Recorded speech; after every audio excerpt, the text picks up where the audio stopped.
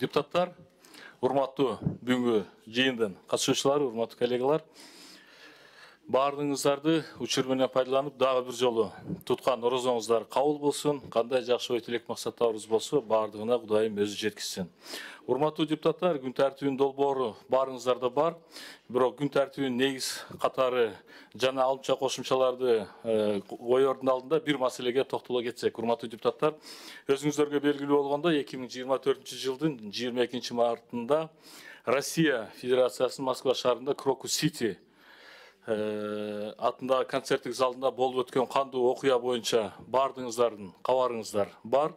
Учур менен пайдаланып, биз өзүбүздүн россиялык коллегаларга терең кайгыруу менен көңүл айтабыз, жана аткаруучулар жана буйрутмачылар өзүнүн жазасын сөзсүз түрдө алат деп тилектештигибизди жана ишеничибизди билдирип коюуга уруксат этиңиздер.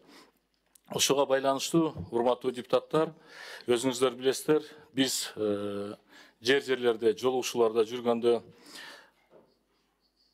аэропорттордо кармалып кайра мекенине кайтарылган мекендештерибиз боюнча байма-бай маалыматтар чыгып атты. Бул бир. Экинчиси, өзүңүздөр билесиздер, ошол Крокус Ситиде 140-тан ашуун жаран набыт болуп табылып, ошонун ичинде россиялык тиешелүү органдар биздин жоголгон 2 кызды ошол списокко кошуп келет. Бирок ошол эле учурда биздин Тышкы иштер министрлиги ал 2 кызды бүгүнкү күнү шашылыш маалымат чыгарууга али эрте, дагы аны карашыбыз керек, такташыбыз керек деген маалымат чыгып, коомдо 2 ача пикир жана талап болуп атат. Ошол биздин 2 кыздын тагдыры эмне болду, эмне үчүн Россия маалымат каражаттарында тигиндей маалымат, а биздин митандай маалымат берип атат. Ошондой эле аэропорттордо туруп калган биздин мигранттар боюнча, ошондой эле акыркы маалыматтар боюнча өзүңүздөр көрүп атасыздар, Санкт-Петербургда жана башка жерлерде биздин эмгек мигранттардын ал акыбалы боюнча биз бүгүнкү күнү кыска маалымат угуп, үчүн атайын Тышкы иштер министрин чакырганбыз, бирок Кулубаев Жээнбек Молдоканович өзүңүздөргө белгилүү болгондой Малайзияда иш сапары менен экен. Ошон үчүн бул жерге биз Тышкы иштер министринин орун басарын, ошондой эле миграция жана социалдык өнүктүрүү министринин орун басарларын чакырганбыз. Ошон үчүн кыска маалымат берүү үчүн сөз Имангазиев Алмаз Кулубаевичке берилет.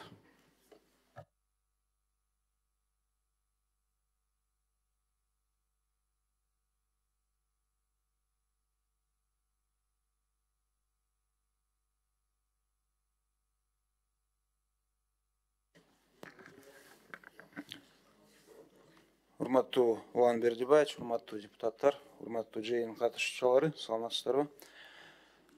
Крокус Сити Холл концерттик залында болгон теракт тууралуу маалымат 2024 жылдын 22 мартында саат 23:50 кол салуудан кийин, кол салуудан 1 сааттан кийин келип түшкөн Тышкы иштер министрликке жана ошонун негизинде ошол эле түнү министрликте каза болгондордун же жабыркагандардын арасында Кыргыз Республикасынын жарандарынын бар экендигин тууралуу маалыматты тактоо боюнча ыкчам штаб түзүлгөн Тышкы иштер министрликте.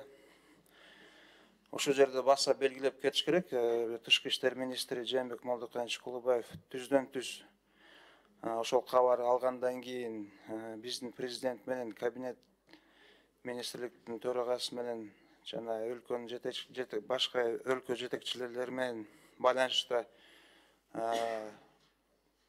түнүмсүз саат сайын байланышта болуп турду. Саат 1:40 Кыргыз Республикасынын Тышкы иштер министрлигинин расмий билдирүүсү жарыяланып, анда көптөгөн курмандыктарга алып келген террордук акт кескин айыпталган. Ошол эле түнү министрликтин тапшырмасына ылайык Кыргыз Республикасынын Москва шаарындагы элчилигинин кызматкерлери окуя болгон жерге жана Москва шаарынын жана Москва облусунун жарадарлар жеткирилген шаардык ооруканаларга ыкчам түрдө барышкан. Жабыркаган жарандардын алгачкы тизмелери жарыяланган учурдан тартып министрлик Кыргыз Республикасынын элчилиги менен биргеликте ага киргизилген Кыргыз Республикасынын жарандарынын маалыматтарын автоматташтырылган маалыматтык системаларды айыз колдонуу менен тактоо жана алардын жакындары менен байланыш түзүү иштери уюштурулган.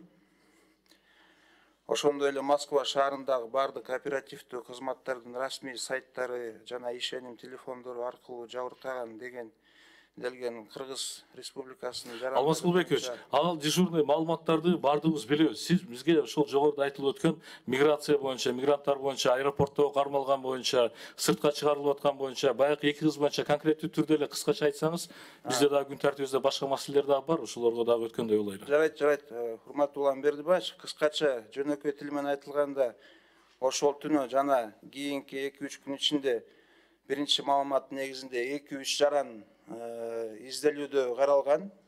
Алар такталып турган, алар эч кандай жабыркаган жок, эч кандай крокусиде болгон жок деп аныкталган. Андан сырткары болгону ошо бүгүнкү күнгө тилекке каршы 2 жараныбыз, бул Жусупова менен Эдита жана Гүлжигит кызы Майыс боюнча иш жүрүп атат. Тилекке каршы жогоруда айтып кеткенде бүгүнкү күндө аныктоо иштер уланууда. Биздин элчилик тийиштүү иликтөө органдар менен Россия Федерациясынан иш жүргүзүп атышат. Биз болгон булактар менен колдонуп, элчилик аркылуу, министрлик аркылуу Россия тарапка чыгып атабыз. Тез арада ошо ДНК текшерүү жумуштарды бүтүрүп бергенге аракет кылганга суранып жатабыз. Биз ойлоп атабыз, бул жумада ошо чыгып калса, бир маалымат, так маалымат чыкса, ошо негизинде биз уже кандайдыр бир коомчулукка маалымат бергенге мүмкүнчүлүгүбүз болот.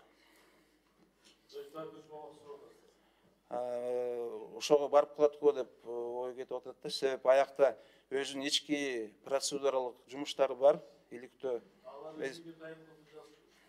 Алардын өзүнүн жанакы айтып кетиш керек, ДНК деген иликтөө жумуштар жүргүзүш керек. Бул жерде эми айтып кетиш керек, 100дөн ашык аякта дагы дене аныксыз болуп атат. Ошого байланыштуу орус тарапта бизден да суранып атат. Бизди шаштырбагыла, себеп аякта өзүбүз дагы бир себептер бар. Шаштырган бизге болбойт депчи, ошон үчүн бизден суранып атышат, күтүп тургула. Биз сөзсүз маалымат берет, бизге убакыт керек деп айтып атат орус тарапчы.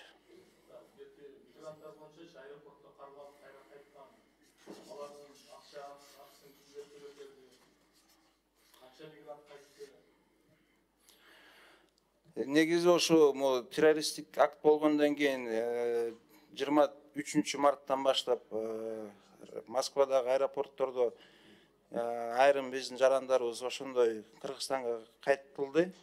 Себеп айрым жарандары кара тизмелерде бар болчу. Айрым жарандар биз билебиз, маалымат бизге деле түшкөн. Эч кандай далилсиз же мурун деле Россия барбаган деле жарандар бар экен, бирок бул жерде баса белгилеп кетиш керек, Россия Федерациянын күч органдары алардын өзүнүн ички укугу бар. Эгерде бир чет өлкөнүн жараны бир мындай кооптуу көрүнсө же телефондун ичинде бир кооптуу маалыматтар болсо, ал жаранды киргизбегенге мүмкүнчүлүгү бар. Ошого байланыштуу айрым биздин жарандарыбыз кирбей калган. Саны канча тактадыңыздарбы? Саны 69 жаранга жакын болду да, баш аягы. Алардын кайра жол киресин, билеттерин ким тарап, кайсыл тарап төлөп берди? Жол киресин мен билишимче өз жагынан төлөнгөн айрым жарандары. Айрым жарандары ошо авиакаттамдар аркылуу келишкен кайра Кыргызстанга. Рахмат. Кийинки маалыматты Дарманкул уулу Бакыт социалдык өнүктүрүү миграция министринин орун басарына берели. Орнуңузга берсеңиз болот, Алмаз Кулбекович.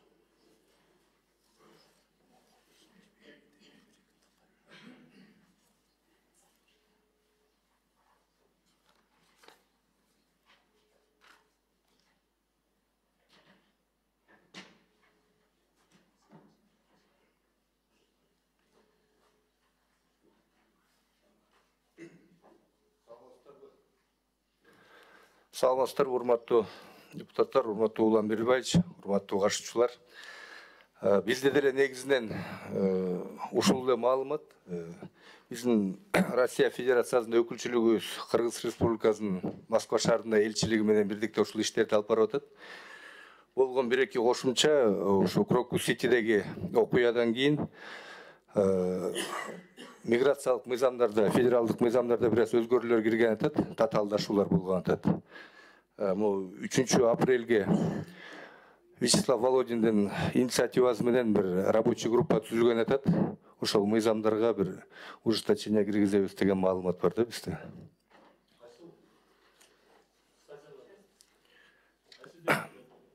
Кайсы берүүлөр боюнча кайсыл жака ужесточение кетип атат? Ужесточение болгондон кийин эми контролду күчөтүү жаатында болот го дейм. Сиздерде Дарманкулов Бактыбек, мына биздин кайткан мигранттар боюнча сиздер тактадыңыздарбы? Алардын ал акыбалы кандай? Ал жакта канча күн болушту? Алардын тамак ашы кандай болду? Кайра кайтканда мына жогоруда Алмазкулбек айткандай өздөрүнүн эсебинен кайра кайтышыптыр. Алар ал жака жумушка барышкан. Алардын жашоо шарты тигил бул бир сыйра карап чыктыңыздарбы? Аэропортто Москва шаар Шереметьевода болгон жерде мисалы авиакомпаниялар тамак ашын ошолор берип атышты. Келген кишилер менен пока биз такташып булар менен эмелерди пока маалымат ала элекпиз. Бирок аны алып сөз кат жүзүндө беребиз. Давайте, Бакыт мырза, маалыматты алыңыздар. Ошол биздин мигранттар менен байланышып, алар менен тыгыз байланышта болуп, алардын ал акыбалын сурап койгон сиздердин милдетиңиздер. Макулбу? Жарайт, Уланбердиевич, аны кат жүзүндө сиздерге беребиз. Кубанычбек Рамович. Рахмат, Уланбердиевич. Бакыт мырза, айтсаңыз, Россияда азыр ушул теракттан кийин визовый режим киргизебиз деп кагаз даярдап атышат дейт. Ошол канчалык деңгээлде күчүнө кириши мүмкүн? Анткени биз бир организациянын ичиндебиз. Андан тышкары Россияда ушул 4 тажик жараны үчүн жалпы кыргыздарга, жалпы Кыргызстандын жарандарын ошол жерде жүргөн мигранттарды жаман көргөзүп, орустардын ичинде ксенофобия көбөйүп атат да. Москвада эле эмес, жалпы Россия Федерациясынын башка субъекттеринде дагы ошол кыргыздарды куугунтукка алып, кичине кысым көргөзүп атышат. Ошол боюнча кандай иш-чара алдын ала алып барганга даярдык көрүп атасыздар? Ошол ксенофобияны кыскартуу боюнча, жоготуу боюнча, кыргыздарга кысымды ушул 4 тажиктин айынан жокко чыгаруу боюнча. Түшүнүктүү. Бул боюнча Алмазкулбек.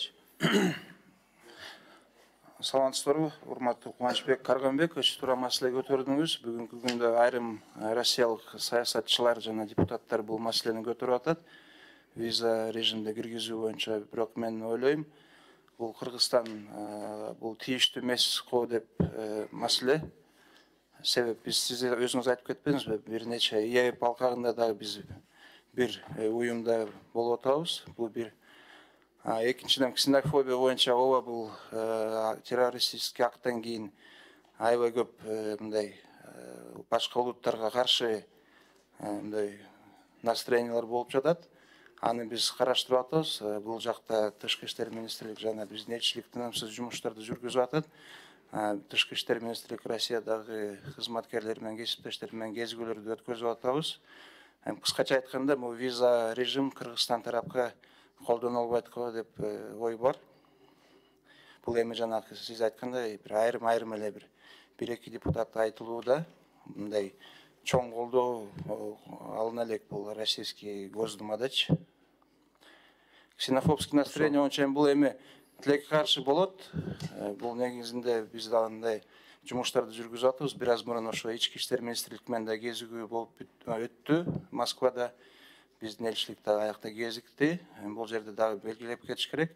Негизи башка чет өлкө жарандарга салыштырмалуу кыргыз жарандардын кылмыш жагынан 2023 жылы 7,5% чейин төмөндөдү.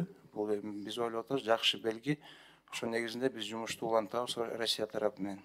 Алмазкулбек, ошол жогорку деңгээлде депутаттардын арасында Россияда, госчиновниктердин арасында ушундай кыргыздарга куугунтук, ошо ксенофобия, ошолордун тарап атканына байланыштуу силер дагы биздин кыргыз тараптан татыктуу жооп берип, ошону алдын алаганга, так кандай бир кадам таштаганга иш-аракеттерди кылып берсеңиздер, анткени Кыргыздын жарандарына Россия Федерациясында бул терактка чейин деле кыйраткан жакшы мамиле кылчу эмес. Эми ушундан улам огош бетер куугунтук кылып, ошол маселе огош бетер күчөбөштүн алдын алып коюңуздарды суранат элем. Рахмат. Жарайт, жумушту улантабыз. Рахмат, урматтуу депутаттар. Асанбек Касымович. Менде bir суроо бар. Ошол дагы бир ошого тиешелүү кишини арест кылды, квартира берди деп Косимов деген. Бирок ошол Россиянын жараны экен. Ошо менен кошо Оштон төрөлүптүр. Улуты ким экен ошонун? Улут өзбек болсо керек. Иә. Маалымат боюнча. Жооп берсе болобу? Ооба. Уруксат берсеңиздер, өзүңүз көргөндө видео тасмада айткан, мен кыргызмын деп. Негизи энеси кыргыз, атасы өзбек, бирок мындай кыргыз болуп калган өзбек болуш керек деген ой бар да. Бирок өзүн аныктап атат, мен кыргызмын деп, 100% депчи. Бирок ГВТС боюнча окшобойт ачыкчасы. Бул бир, экинчиси ошону силер мындай бир мамлекет ортосундагы арасында түшүнүк берип койсоор да болот деп атам да, ошол эгерде тактап эме кылсаарчы, ата болуп эле биздин республиканы колдонуп айтып атышат деп атамсыз да. Ошон үчүн. Кандай дейсиз ошону? Эртең Кудай буйрса биздин элчиликте бир иш-чара жүрөт экен. Ошо негизинде биздин элчинин демилгеси менен ошо Халилов, Ислам жана башка биздин жарандар чакырылат экен. Ошо биргеликте орус тарап менен бир иш-чара жүрөт экен. Ошо жерде бир сыйлыктар менен сыйланат экен. Бул биринчиден жана ошо сиз айткандай маселелерди талкуулайт. Бирок дагы бир катуураак айтыш керек ошо. Бүгүнкү күнү ал Россиянын жараны болуп жүрөт. Ошон үчүн бизди айтпай эле койсо болобу деп атам да. Бизге тиешеси жок да бүгүн. Жарандык жагынан тиешеси жок болгонун биякта жалпысы эки өлкөнүн мамиле түзүү боюнча иш-чара жүргүзүлүп атат да. Менин оюмча биякта эч кандай эмес жок болуш керек. Кулакка уруп атпайбы, тиги информационный пространство чоң да бизде. Анан бардыгын эле Киргизия деп атса анан туура эмес да бул. Тактоо иретинде кириш керек да ошо. Жарайт, карап көрөлүк. Рахмат, урматтуу депутаттар. Башка суроолор жок боло турган болсо мына кыска маалымат уктук. Тиешелүү Алмаз Улубекович, Бакыт мырза, биздин мигранттарга байланыштуу ушул Крокус Ситиде болгон окуя боюнча ар бир кайтып келген мигранттар боюнча ошондой эле ошол жерде каза болду, бирок ошол эле учурда такталбаган биздин эки кыз боюнча дагы толук кандуу биздин комитетке маалыматты беришиңиздерди биз сиздерден суранабыз. Анда Рахмат, урматтуу депутаттар, анда күн тартиби боюнча Кубанычбек Карымбекович. Улан Бердибаевич, могу экинчи маселе Элмир Закиевич менен Балбак Сарылыковичтин мыйзам долбоорун биринчи карап берүүнү суранып атышат. Башка комитетте дагы отурумдар бар экен. Ошону эске алып койсок. Макул, азыр ошол күн тартибин караганды өтүп атпайбыз. Урматтуу депутаттар, мына күн тартиби боюнча өтөйлү. Кубанычбек Карымбековичтен биринчи сунуш түштү. Экинчи маселени биринчи кароо боюнча. Так, кабинеттин өкүлү. Саламатсыздарбы, урматтуу Улан Бердибаевич, урматтуу комитеттин мүчөлөрү. Биз Кыргыз Республикасы менен эл аралык өнүктүрүү ассоциациянын Дүнөлүк банкы ортосундагы туруктуу агро азык түлүк кластерин өнүктүрүү долбоорун макулдашууга сизден суранып жатабыз. Комитеттен карап берүүңүздү өтүнөбүз. Тиешелүү министрдин орун басары, биринчи орун басары, тиешелүү эмелер биякта камсыз кылып бердик. Урматтуу депутаттар, аталган мыйзам долбоор боюнча урматтуу кабинеттин өкүлү, ушундай маселени ар дайым сиздер биздин комитетти ара жолго калтырасыңар да. Эгерде ушул аталган маселени материалды мына 15 күндөн бери мына биздин депутаттар эл менен жолугушууда жүрдү. Ошондо эмне үчүн бербейсиңер ошол материалдарды? Улан Бердибаевич, мүмкүн мына именно комитет болгондо какаганга муштаган кылып, мына 5-чи күнү кечкурун аталган маселе биздин комитетке келип түшкөн. 5-чи күнү кечкурун. Ошондо дагы документтер толук эмес деп. Эми азыр ошол маселени карап бергиле деп кыйнап атасыңар. Регламентке ылайык келбейт. Бирок ошол эле учурда бардык маселени добуш менен чечебиз. Мына урматтуу депутаттар азыр сунуштарын айтат. Урматтуу депутаттар, аталган маселе боюнча оюңуздарды айтсаңыздар. Балбак Зарлыкович, эми сизди баягы аграрный комитеттин өкүлү катары угуп коелу. Біз бүгін бұл мәселені қарадық комитетте. Именно ушул азыр алып келип аткан. Буларда кемчиликтер болгон үчүн эмдиги жума кайтарып ийдик. Ошон үчүн сиздерден да өтүнөбүз, муну карабай, ана кемчиликтерин оңдоп, биздин комитеттен өткөндөн бизге тиешелүү болгон үчүн карап бериңиздер суранабыз. Уланбердиевич, бизге кагаз таратыла элек, материалдар, долбоордун эмесин көрө элекпиз.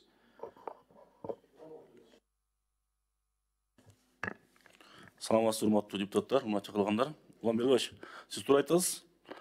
Мындай маселелерди 3 күн эрте бериш керек болчу, бизге берген жок. Мен сунуш берет элем, эмкиде карайлы деп. Андан кийин бул жерде Балбак Зарлыкович дагы айтып өттү, аталган маселени сиздер комитетте эмне үчүн карабадыңыздар? Ошон толук кандуу болбоду материал же? Материал толук кандуу эмес. Проценттин ставкасын бирөө 10% дейт, бирөө 8% дейт, арганы башта эле айлантышты. Анан Бакыт Эргешев өзү келсин дедик биз. Агрардык саясаттын кантип алып барасыңар мындан кийин саясатты өлкөдө? Эми негизги профилдик комитет кредиттеле берип атасыңар, кредиттеле барып атасыңар. Бул элге жетпей атат. Ошону келип саясатыңарды түшүндүргүлө, андан кийин келе дедик. Рахмат. Рахмат. Анда урматтуу депутаттар, биринчи маселе күн тартибин негиз катары кабыл алайлы. Макул деген депутаттар добуш берип койсоңуздар. Баары макул. Биринчи сунуш Кубанычбек Карамбековичтен келди. Экинчи маселени биринчи кароо боюнча ошону добушка коем. Макул деген депутаттар добуш берип койсоңуздар. Баары макул, каршы жок. Андан кийин эми кабинеттин өкүлү, эми сиздин сунушуңузду мен добушка салбай эле коеюн. Кийинки отурумга тиешелүү профилдик комитеттердин карап өтүп, андан кийин келсеңиздер, биз кенен кесири тагдана даярланып, сиздер менен баарлашып, суроо жоопторду кылып, андан кийин бекитип бергенге даярбыз. Рахмат. Анда урматтуу депутаттар, күн тартибинде биринчи маселеге өтөбүз. Ысык көл экологиялык, экономикалык тутумун туруктуу өнүктүрүү жөнүндө Кыргыз Республикасынын мыйзамына өзгөртүүлөрдү киргизүү тууралуу мыйзамдын долбоору биринчи окуга киргизилет.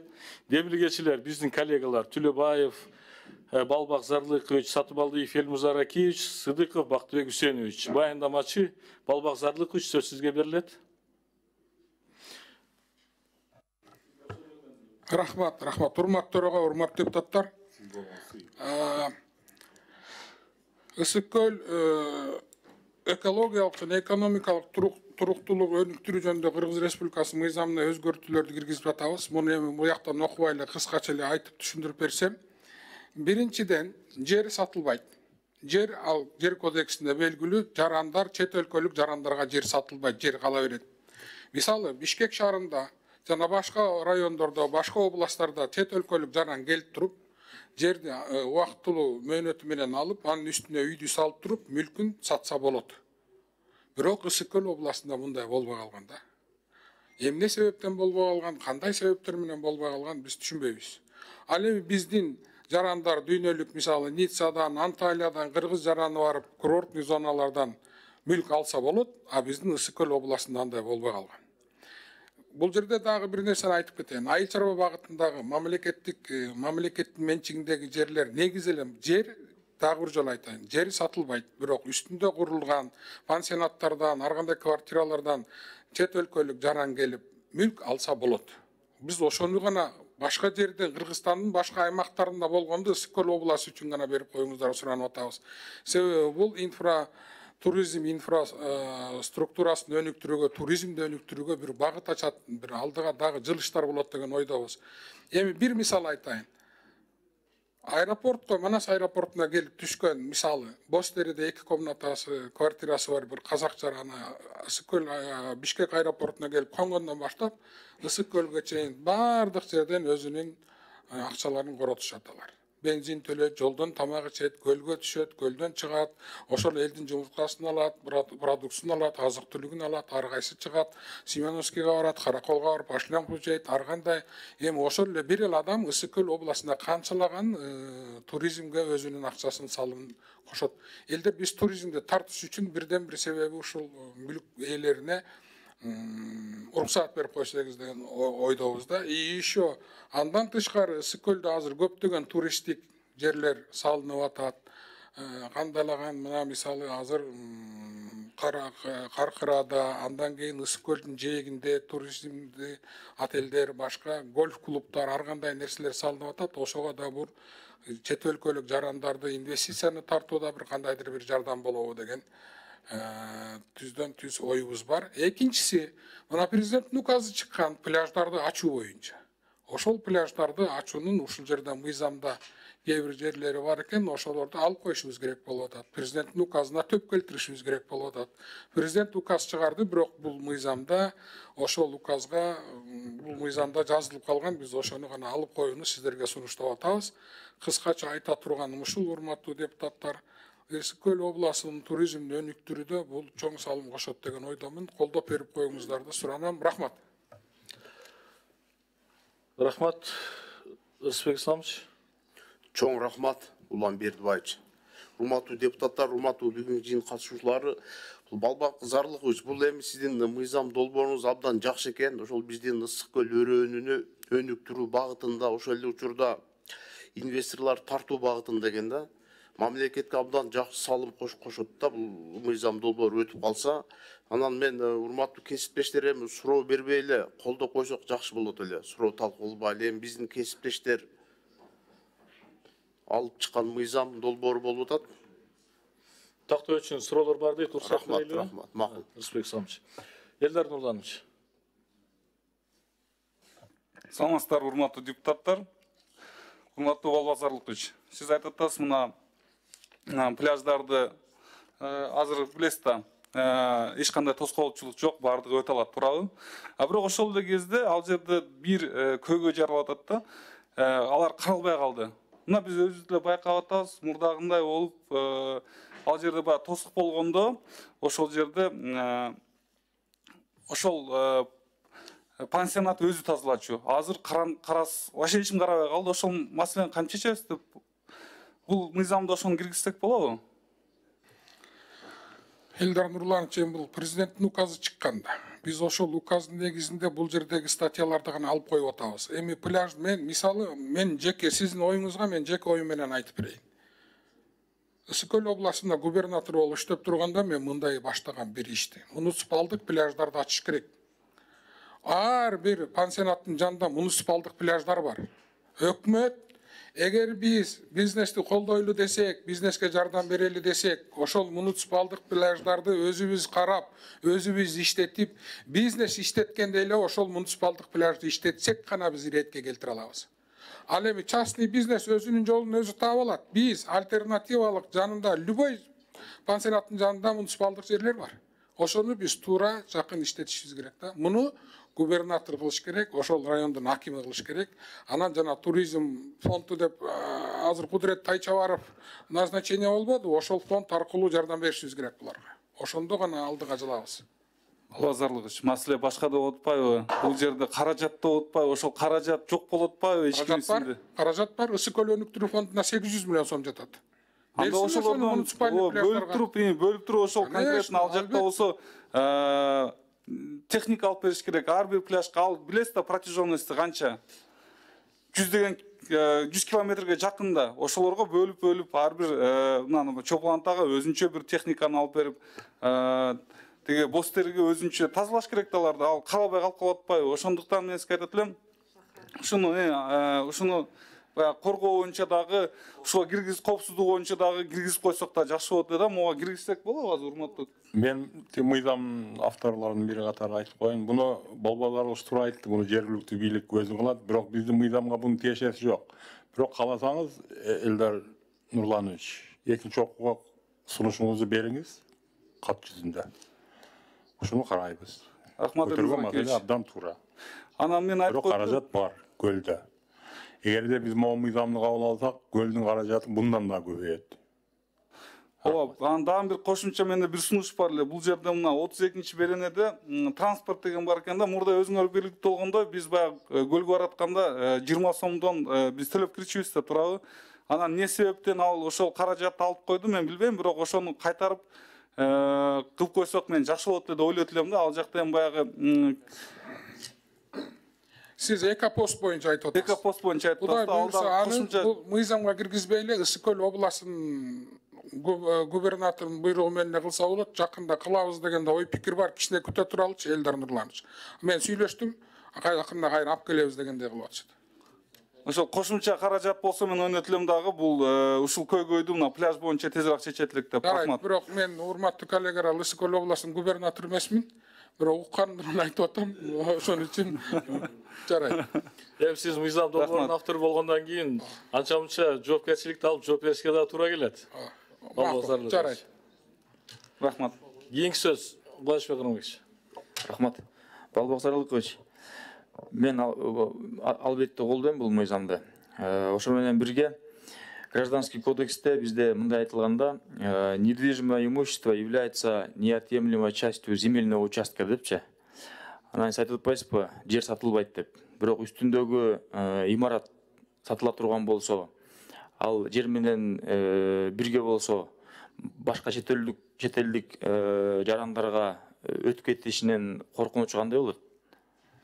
Жер кодекси баарынан өйдө турат. Жер кодексинде чет өлкөлүк жарандарга жер сатылбайт деп жазылып турат. Ооба, ошол коллизия окуп атпайбы? Менин оюмча бул мыйзам жагынан мүлк чет өлкөлүк жарандар боюнча мен даана так айта албайтам, бирок кайсы статьялар экен. Бирок чет өлкөлүк жарандарга жер сатылбайт. Үстүндөгү мүлк гана. Сатылбайт. Бирок ошону биз ушул жерге мындай так бөлүп койсок кандай болот дегенде, анткени Гражданский кодексте ушундай түшүнүк бар да. Жер менен мүлк экөө бири-биринен ажыраксыз деп. Жарайт, экинчи окууда ушуну сунуш берсеңиз, ушуну бир сөз менен кошуп кетсек болот. Ошо үстүндөгү мүлктү алдык деп анан болгон көлдөгү пляжда жердин баарын тең чет элдиктерге бербейбизби деген ойдумун да. Бул жерден дагы бир айтып кете турган нерсе, Ысык көл областында бардык эле жерге мүлк мындай салганга болбойт. Ал жерде айыл чарба жерлери бар, лес фондунун жерлери бар, мамлекеттин жерлери бар, алардын приватташтыруу же сатуу боюнча өзүнүн тартиби бар да. Анан уже көлдүн көп жерлерин кыргыз жарандары сатып алган, кыргыз жарандарды үйлөрдү салган. Бирок биз дагы эле ушул чет өлкөлүк жарандар үй алам деп калса, туризмди таанымтуу максатында ушул аргага, ушул чарага барып атабыз да. Себеби мамлекет азыр көп мындай чоң глобалдуу проекттерди алып келип атат. Ошого жардам катары элге жардам болсун деген. Рахмат. Түшүндүм, сиздердин инициативаңар Ысык көл областына чоң каражат инвестиция алып келүүчү маселе. Ошон үчүн мен колдойм. Рахмат. Елиханна. Балбақсар Алыкович, у меня вот предложение просто по вашему законопроекту, я его целиком и полностью поддерживаю, но в плане вот просто возвращаясь к высказыванию моего коллеги, по поводу муниципальных пляжей обязательно нужно предусмотреть и назначить, прописать исполнительный, кто будет сохранность даже наполняемости этих муниципальных пляжей, кто будет охранять. Просто есть уже такая практика, что пляж к началу сезона открывают, а к началу следующего сезона там не остается ничего, даже скамеек. Поэтому кто будет содержать, кто будет охранять, это вот из года в год. Вот эти нормы тоже нужно будет учесть. Рахмат. Кудай буюрча экинчи окууга чейин сиз менен кеңешели, кеңештирип анан ушул сунушту берели. Рахмат, урматтуу депутаттар, аталган мыйзам долбоор биринчи окууда азыр концепциясын кабыл алсак болот. Андан кийин толуктуу өзгөртүүлөрдү экинчи окууда киргизсек болот. Эң негизгиси Балбақсар Алыкович, бул конституцияга карама каршы келбеш керек, жер кодексине карама каршы келбеш керек. Себеби дегенде буга чейин экономика министрлиги да ушул сыяктуу законопроект алып келгенде 2 жолу тең биз ушул комитетте четке кагып артка кайтарганбыз. Себеби дегенде жер, мүлк ошол сыяктуу чет элдик жарандарга сатылбайт деген норма такыр эле бузулуп келген. Ошон үчүн урматтуу депутаттар, аталган мыйзам долбоорунун концепциясын биринчи окууда колдоп берүү боюнча добушка коем. Макул деген депутаттар добуш берип койсоңуздар. Баары макул, каршы жок. Рахмат, Эльмуз Аракеевич, Балбазарлыкович. Чоң рахмат, ишиңиздерге ийгилик. Рахмат. Урматтуу депутаттар, күн тартибиндеги кийинки маселеге өтөбүз. 2023 жылдын 12 декабрында Бишкек шаарында кол коюлган Кыргыз Республикасы менен эл аралык өнүктүрүү ассоциациясынын ортосундагы каржылоо жөнүндө макулдашууну Кыргыз Республикасында абанын сапатын жакшыртуу долбоорун ратификациялоо тууралуу мыйзам долбоору экинчи окууга киргизилет. Демилгечи министрлер кабинетинин төрагасы, баяндамачы, жаратылыш ресурстары, экология жана техникалык көзөмөл министринин орун басары Райымкулова Асель Кыдыржановна. Келиңиз, Асель Кыдыржановна.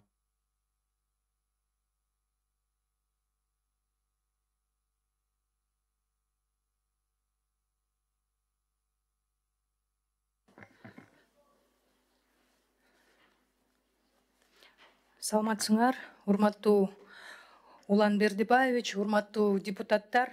Кыргыз Республикасындагы абанын сапатын жакшыртуу долбоору боюнча маалымат берүүгө уруксат этиңиздер. Долбоордун жалпы бюджети 50 миллион АКШ долларын түзөт. Бул 50 жылдык мөөнөткө 0% менен өтө жеңилдетилген насыя. Жеңилдетилген мезгил 10 жыл.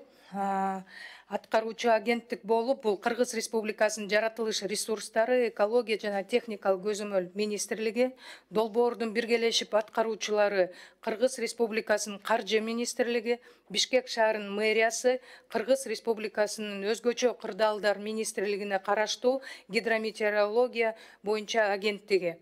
Долбоорду иштеп чыгуунун максаты Кыргыз Республикасынын абанын сапатын башкаруу потенциалын чыңдоо, Бишкек шаарында PM2,5 жана парник газдарынын эмиссиясын кыскартуу болуп эсептелет. Долбоор 4 компоненттен турат. Биринчи компонент абанын сапатын башкаруу системасын чыңдоо, ага 9,1 миллион АКШ доллары каралган. 2 кичи компоненттен турат. Абанын сапаты боюнча маалыматтарды чогултууну талдоону жана жыйылтууну жакшыртуу. Жана экинчиси абанын сапатын башкарууну жана булганышын көзөмөлдөөнү жакшыртуу. Долбоордун алкагында бир катар шаарларда Бишкекте, Ошто, Карабалта, Токмок жана Чолпон Атада абанын сапатына мониторинг жүргүзүү боюнча маалыматтарды чогултууну кеңейтүү үчүн 11 автоматташтырылган станция жана көмөкчү лабораториялык жабдууларды орнотуу каралган. Бишкек жана Ош шаарларында метеорологиялык 2 зондук аппаратура орнотуу жана кол менен башкарылуучу 8 станцияны модернизациялоо пландаштырылууда. Мындан тышкары бул компоненттин алкагында Бишкек шаарында заманбап экологиялык лабораторияны куруу жана жабдуулар менен камсыздоо каралган. Ошондой эле тез жооп кайтарууну талап кылган, булактардан чыккан эмиссияларды оперативдүү мониторинг жүргүзүү жана талдоо боюнча көчмө лабораторияны ишке киргизүү каралган, ал аймактык башкармалыктарга. Ошондой эле курчап турган чөйрөдөгү абанын сапатынын көрсөткүчтөрү боюнча маалыматтарды иштетүү борборун түзүү каралган. Ошондой эле абадагы негизги булгоочу заттардын жана парник газдарынын эмиссияларынын инвентаризациясын жүргүзүү жана реестрин түзүү, анын ичинде эмиссия булактарын көрсөтүү менен географиялык маалымат системасынын негизиндеги картаны түзүү. Рахмат. Бул маалыматыңызды биз макулдашууга келгенде дагы, биринчи окууда дагы андан сырткары мына тиешелүү маалыматтарды биз буга чейин материалдарда таркатылып берилген. Ошон үчүн убакыт үнөмдөө максатында биз суроо жооп өтөлү деп сунуштап атабыз. Биринчи сөз суроо берүү үчүн Бакасов Улан Болотбековичке берилет. Рахмат, Улан Бердибаевич. Урматтуу Уланбек айтсаңыз, акча каяка жумшалат? Таблица жок экен да? Жалпы эле таблица бар экен. Кайсыга канча жумшалат барбы ошол таблица силерде?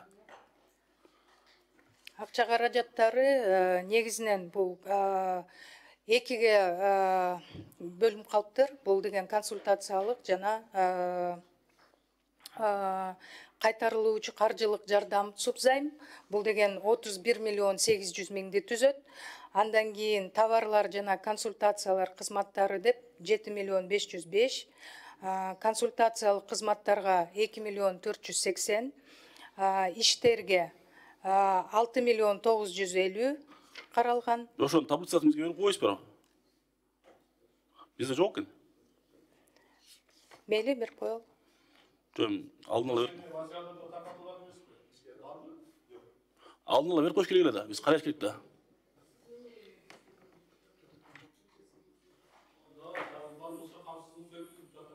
Азыр камсыз кылып беребиз. Бул биринчи маселе. Экинчи маселе. Эмне себептен Нарын шаары камтылган эмес?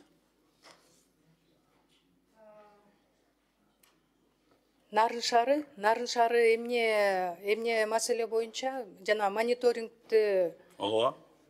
станциялар боюнчабы? Ооба. Ал жакта эле көмүр жагат, Ал боюнча, ал маселе боюнча Кыргыз гидрометтер өзлөрү сунуш берген. Азыр уруксат этсеңиз, директоруна берейин. Рахмат. Жооп берсеңиз. Саламатсыздарбы? Биз ошол автоматикалык станцияларды тандап атканда Кыргызстандагы эң абасы булганган шаарларды караганбыз да. Ошондуктан Бишкек, Токмок, Кара-Балта, Ош, Чолпон Ата кылып караганбыз. Бул ошол мындан кийинки проекттерде дагы ар бир областтын центрлерине дагы карайбыз деп пландарыбыз бар да. Рахмат. Кыскасы модернизация болот, Нарын жак? Болот, Кудай буйрса. Качан?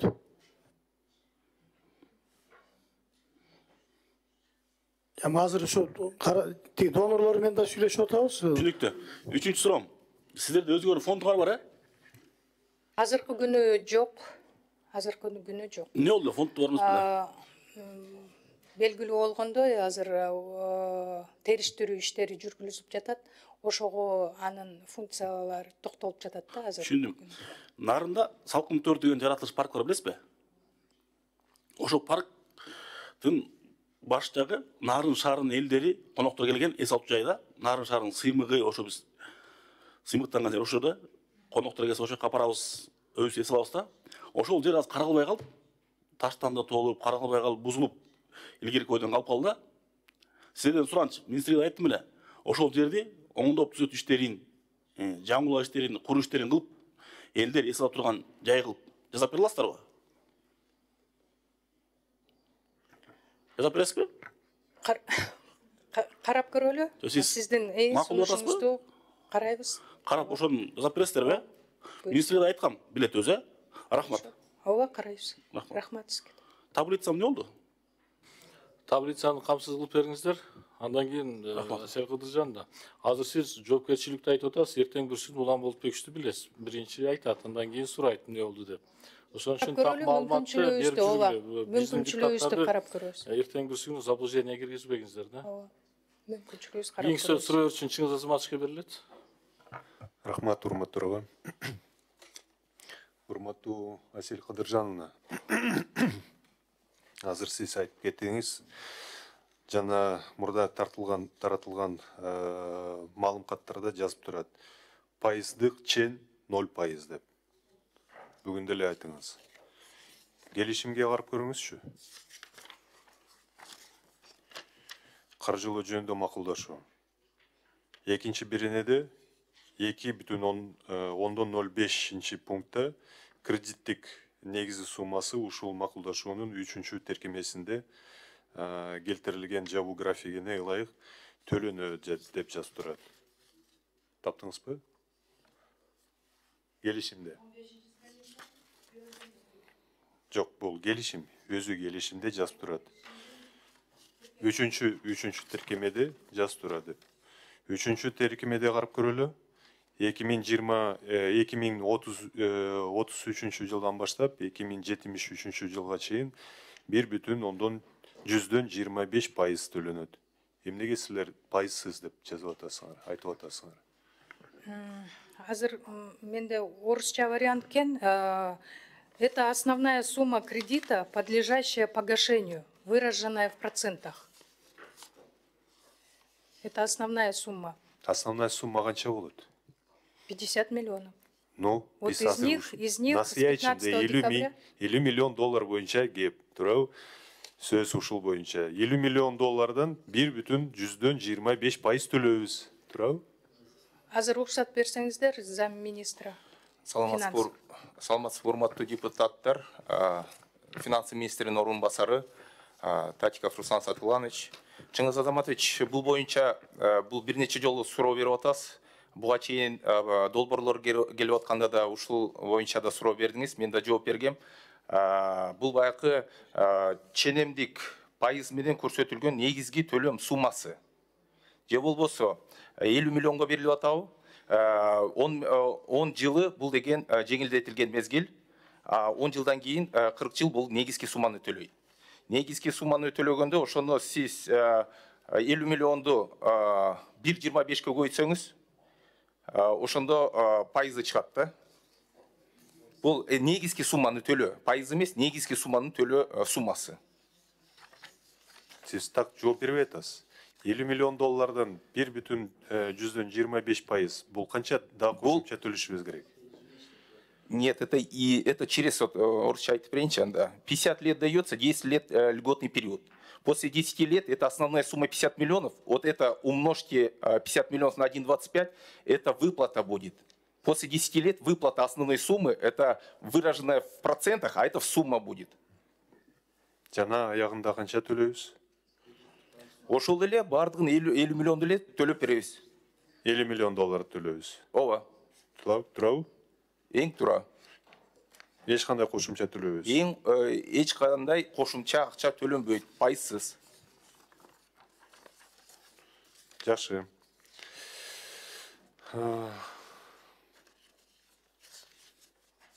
Урматтуу баяндамачы, келишимде биякта таблицалар жазып турат. Улан Болбекович туура айтып атат. Тиги макулдашууга алып келип атканда, жана биринчи окууда карап атканда биз силерге суроолор бердик. Ушул суроолордун алкагында силер эмне оңдоп койдуңар? Азыр вот мына мисалы таблицаны азыр эле берип атасыңар. Чын айтканда таблица боюнча толтура маселелер бар эле. Эмнеге азыр эле камсыздап атасыңар? Биринчи, экинчи окуусунун ортосунда жыйында биздин комитетибиздин жыйыны өттү, жалпы жыйын өттү. Эмнеге азыр эле берип атасыңар таблицаны? Бул эмне жашыруун маалыматпы?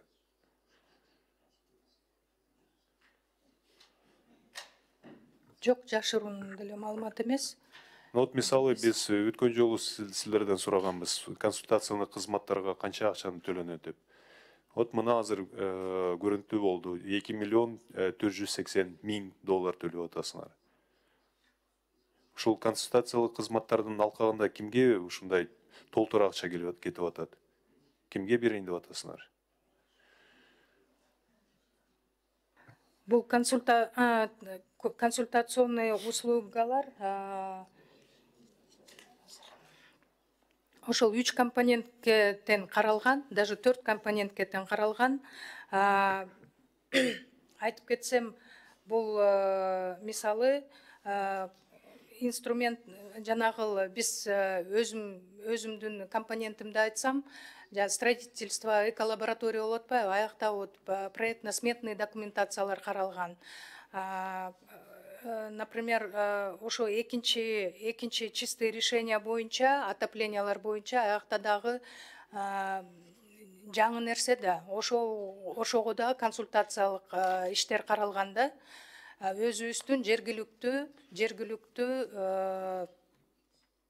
эксперттер катышат да. Катышат, чет өлкөлөрдөн катыша турган консультанттар канча болот? Андай антип бөлүнгөн эмес, бирок если силер же пландаштырып атасыңарбы? Канча киши болот болжол менен? Ал пока планда жок, бирок каралган. Канча киши болот экен, андай саны жок. Эмнеге силер алдын ала пландаштырып, мындай долбоор даярдап атканда уже көз карашы кандайдыр бир болуш керек го алдын ала. Эмнеге силер алдын ала мындай сыяктуу нерселерди карабайсыңар? Жөн эле мындай чоң суммаларды салып коюп, анан кийин көрөбүз деп. Мындай сыяктуу нерселерди келтиришибиз керек менимче. Анан кийин еще да кошумча тренингтерге силер 100 миң долларды салып атасыңар. Ушул лабораториялар боюнча сөз болду, сиз айттыңыз. Эки лаборатория, Бишкек шаарындагы лаборатория куруу. Бүгүнкү күнү лабораториябыз жок экен. А датчиктер иштеп аткан, бул датчиктер жарабайбы? Ушул булганышын ууланган абаны текшериш үчүн бизде датчиктер турат, анан кийин интернеттен уюлдук телефонунан тийиштүү программа бар, ошону жүктөп карап көрсөк болот. Ушул датчиктер жетиштүү эмеспи? Силер лабораторияны куруп салып, анан кийин эмне жаңыча эмне болот? Бул лаборатория, бул экологическая лаборатория да. Азыркы күнү датчиктер, датчиктер өзүнүн Кыргыз гидрометтин деле лабораториясы бар. Алар айлана чөйрөгө тийгизген таасир боюнча да. А биздин экологиялык лаборатория бул источник загрязненияларды текшерүү лабораториясы да. Ал аба гана эмес, суу, жер ресурстары боюнча дагы лаборатория болот. Анан азыркы күнү жанагы май, күйүүчү майдын да лабораториясын, анын сапатын текшерүү. Экотехинспекциянын балансында мындай сыяктуу лабораториялар жокпу? Алар Жок, текшерип бизде атат бар департамент экологического мониторинга деген өзүбүздүн подведомственный подразделениябыз бар азыркы күнү. Бирок алар Минздравдын зданиясындабыз да, арендада турабыз. Ошонун 2 жылы эле калды, 5 жылга арендага алганбыз. Силер өзүнчө бөлөк имарат курайын деп атасыңарбы? Ооба, Же жабдыктарды сатып алайын деп жаңы имарат куралы деп атабыз. Бишкек шаарында өзүбүзгө ылайыкташтырылган. Азыркы күнү буга бюджетте каражаттар жок экен. Бюджеттен азыр биз лабораторияларыбызды жабдыктар менен камсыздай эле десек, ошол зданиянын стандарттарына туура келбей, ошол лабораторияларды азыркы күнү кое албай атабыз да. Ошон үчүн кээ бир ушул лабораторияны түзүш үчүн канча каражаттар жумшайын деп атасың? Так, азыр лабораторияга азыр айтып кетейин. Негизи 1,5 миллион каралган. Анын ичинде берилген таблицада чагылдырылбай бербей эле силер? Кандай? Өзүнчө силер берген жоксуңар, таблицада жок мындай. Лабораторияга жумшала турган каражаттар жок. Эмнеге жартылай маалыматты берип атасыңар?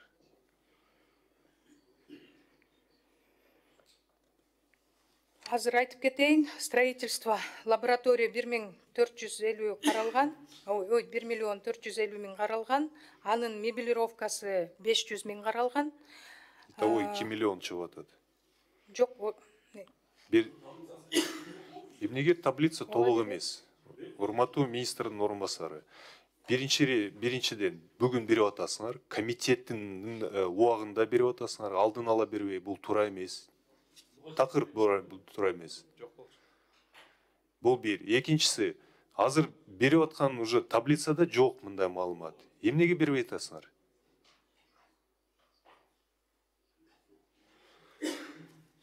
Бул же бир тыйын эмес го. Бир нече миллионду силер сарптайын деп атасыңар. Бул чоң көлөм. Экинчи маселе. Үчүнчү маселе. Ушул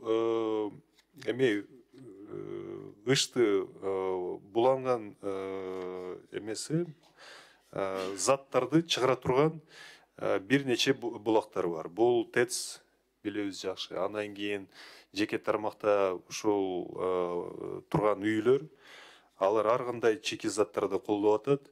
Алардын арасында мындай сапаттуу эмес көмүр жана тигүү цехтерден чыккан ткандар. Ушул цехтерге кандайдыр бир силер талап коюп атасыңарбы? Утилизация жассын, бердеме кылсын деп. Кандай иш жүргүзүлөт? Биздики ошол биздин экологиялык техникалык кызматыбыз бар. Алар менен жанагы экологиялык мониторинг департаментибиз бар. Ошолор мониторинг жүргүзөт, жана сиз айтып кеткендей, промышленный объектилерди жанагы утилизация боюнча азыр иштер жүрүп атат. Даже частный банялар сыяктуу бизде көзөмөл жүрүп атат. Бишкек шаары боюнча азыр Биз министрлик жана мэрия тарабынан иш жүргүзүлүп жатат. Кандай предписание, бирдеме буйрук, бирдеме болдубу? Силер бекитип койдуңарбы? Силер билесиңер да, азыркы күнү сиздер белгилүү болгондой мораторий бар. Бирок если заявлениялар түшсө, биз ошо текшерүүгө мүмкүнчүлүгүбүз бар. Азыркы күнү бүт инспекцияларда иштеп атат, иш жүрүп жатат. Өз убагында бир нече жыл мурда унаалардын катализаторлор боюнча чечим болду, текшербейт. Азыр вообще инспекция автоунааларды текшербейт. Ушул катализаторлор боюнча бирдеме кылбайлыбы? Шаар ичинде ар бир ушундай эски автоунаалардан толтура уланган неме иш чыгып атат. Мындай сыяктуу пландар барбы же жокпу? Бул боюнча иш алып барылып жатат. Жанагыл автомобилдерден чыккан ыштар боюнча текшерүүлөр болуп жатат. Тиги мэриянын инспекциясы бар. Ошондой эле ички иштер министрлигинин. Расмий түрдө аларда укугу жок азыр текшерүүгө. Жок, ички иштер министрлиги менен чогуу иштер алып барып жатат. Биздин экологиялык канча ушул негизинде айыппулдар салынды, эгер ушундай жүргүзүлсө? Азыр директордун орун басарына берип коеюн. Саламатсыздарбы, урматтуу депутаттар, урматтуу Уламбердиевич, уруксат берсеңиз, экологиялык техникалык көзөмөл кызматынын директорунун орун басары Султан Газиев. Урматтуу Чыңгыз Азаматович, сиз көтөрүп аткан маселе өтө актуалдуу. 2 жылдан бери тынымсыз иш алып барып атабыз. Бул боюнча Бишкек шаарынын мэриясы жана ички иштер башкармалыгы менен атайын иш чаралардын планы иштелип чыгып бекитилген. Күнү менен түнү менен биздин кызматкерлер рейдке чыгып атат атайын аппараттардын негизинде. Ал боюнча былтыркы жылы 2 миллион сомдон ашык штраф айыппулдар салынган. 1113 ишкердик субъектиге сиз айтып аткан эскертмелер таратылган. Ал эми бул 2 айда, январь-февральда 24-жыл 611 000 сом штраф айыппулдар салынып, 311 чарбакерге. Бул юридикалык жактаргабы же жеке колунда болгон автоунаалардын ээлерине? Бул автоунааларга ошол бүт эле жеке жактарга да, юридикалык жактарга да рейдтер тынымсыз жүрүп атат.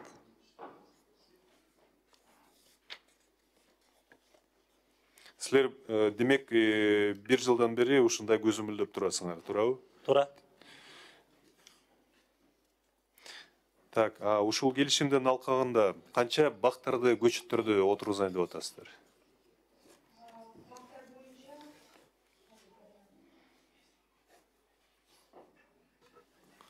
Канча сумма? Уруксат берсеңиз, Бишкек шаарынын мэриясы жооп берип кетели. Бул тармакта негизги шаардык жашылдандырууга жалпы 7 миллион 100 000 каралган. Канча? 7 миллион 100 000. Бишкек шаардык жашылдандыруусун колдоо боюнча бул 5 миллион 600. Буга ирригация, жанакы көчөттөр, жана тамчылатуу системасы кирет. Жана 20 скважинаны бургалообуз кирип атат. Так, 7 миллион ушул 3-чү компоненттин алкагындабы шаардык жашылдандырууну жакшыртуу. Бишкек шаарынын жашылдандыруусун колдоо 5,6 миллион турабы? Ооба. Экинчиси ирригацияга 1,5 миллион. Ооба. Ошолбу? Ооба. Так, 32 миллион доллар бул насыяларга турабы? Субзайым үчүн. Бул кайсы институттар аркылуу силер берейин деп атасыздар? Бул боюнча каржы министрлиги тарабынан жана биздин банктар тарабынан жүргүзүлөт. Каржы министринин орун басары ушул жерде отурган. Өткөн жолу өзү айтты. Колубузга тийбейт, каражаттар биз аркылуу өтпөйт. Чыңгыз Азаматович, туура айтасыз. Чындыгында бул акча бизге тийбейт, бирок бул коммерциялык банкка түшөт.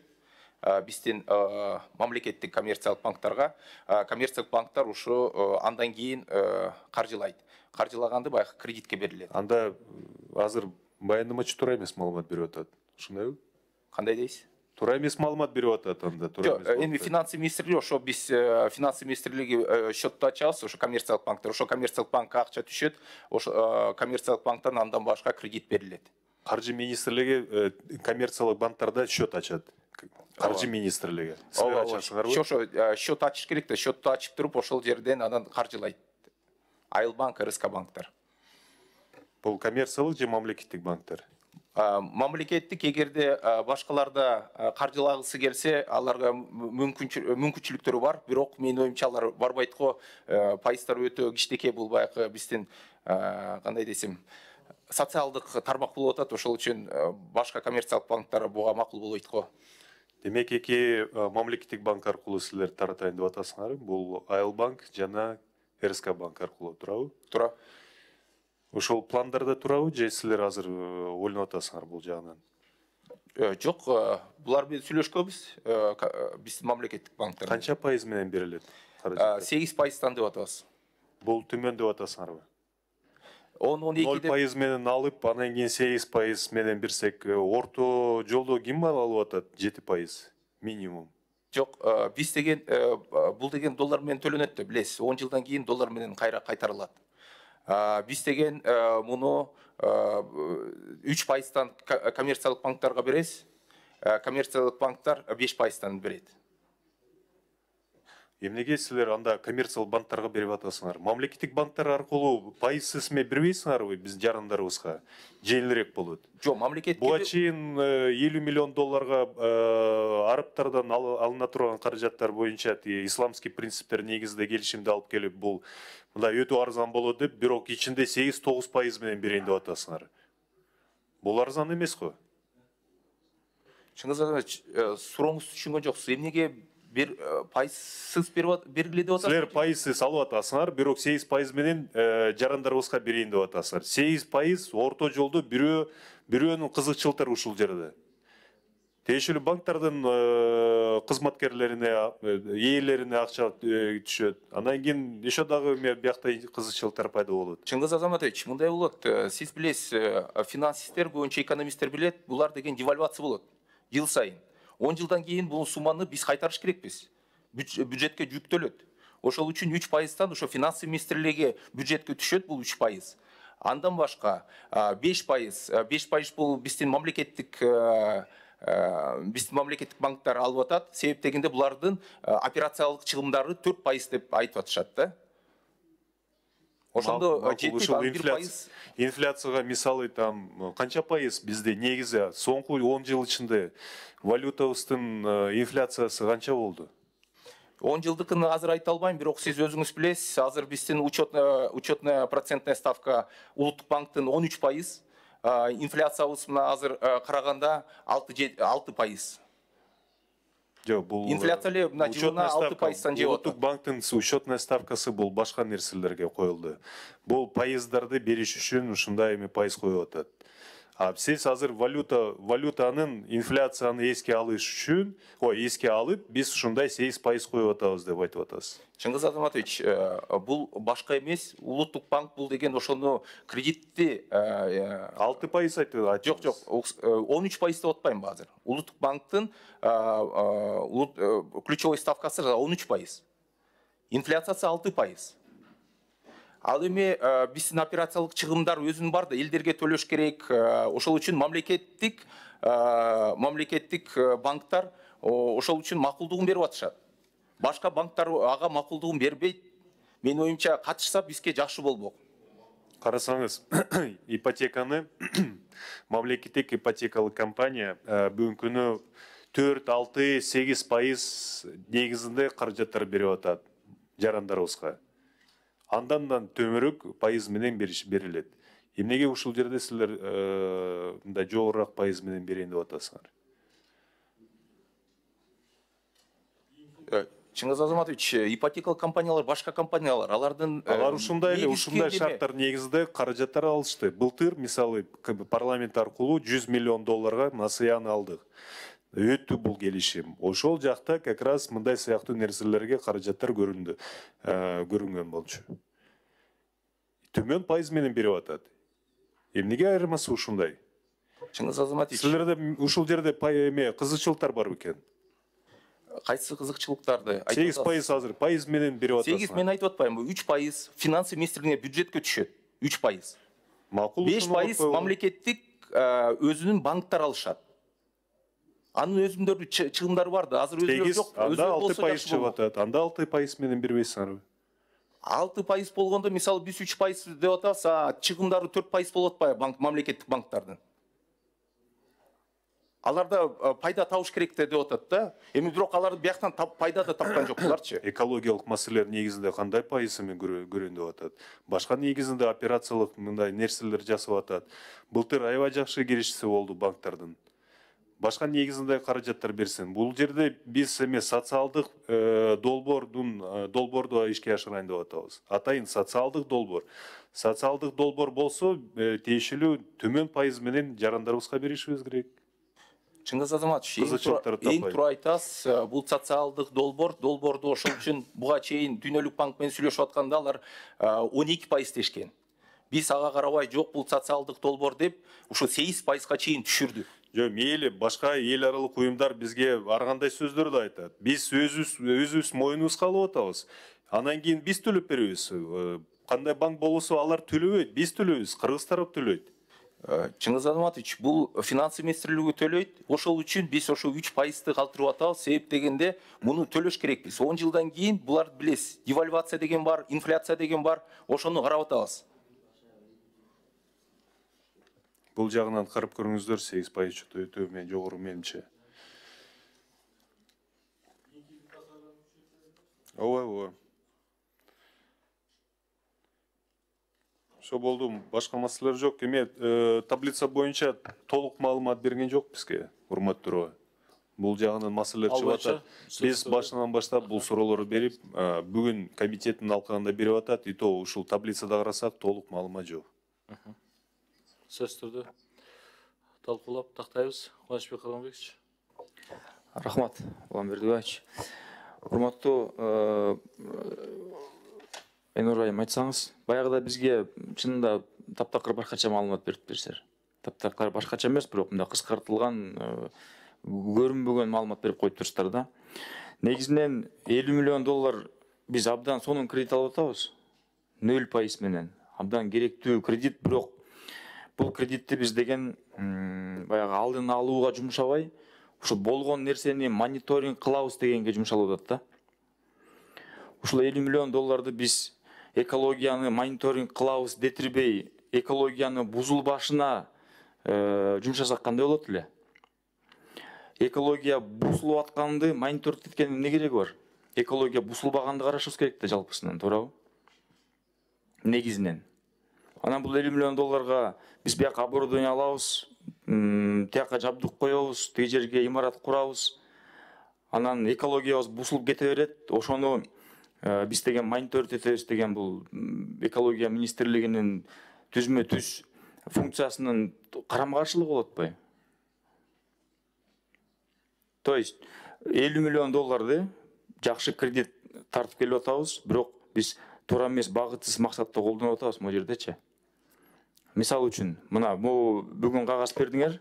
Бул кагазды баякта сурасак, консультационный услуги деп жооп бербей койдуңар эле. Мына $2 480 000 консультация берет экенбиз.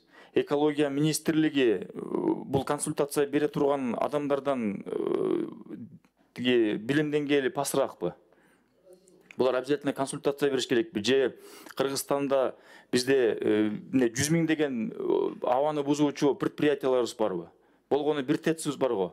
Анан калганы менчик банялар. Машинанын тиги артына түтүнү чыгабы чыкпайбы деп оборудованияга такап алып тенеп жүрөсүздөр. Бул экология министрлигинин ишиби ошол. Эмнени мониторинг этесиздер? Бул эмнени мониторинг эткиле деп түшүндүрүп үйрөтүп берет силерге $2,5 миллион. Эмне силерге акыл үйрөтөт $2,5 миллион? $2,5 миллион ал толук мониторинг министрликке гана эмес, ал деген ошо 4 компоненттин Мен консультация кызмат, консультация жөнүндө айтып атам да, 4 болсун. 4 консультация ал деген министрликте гана эмес, биздин жаратылыш ресурстары. Бул башка министрликке дагы тиешелүү бар. Өзүңүз көп ушул консультацияга $2,5 миллион 4 компонентке бөлүп бериш көп деп эсептебейсизби? Кылганыңар болгон бир Бишкектеги ТЭЦтин тегерегиндеги аймакты мониторинг эткенсиздер. Экология министрлигинин өзүнүн ошого деңгээли жетпейби? Ушул 4 компонентке бөлүп туруп, өздөрү тиги иш алып барганга. Обязательно бирөөгө $2,5 миллион бериш керекпи?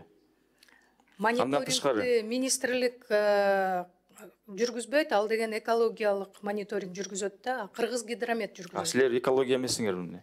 Биз экологияны Кыргыз гидромет силердин астыңардабы?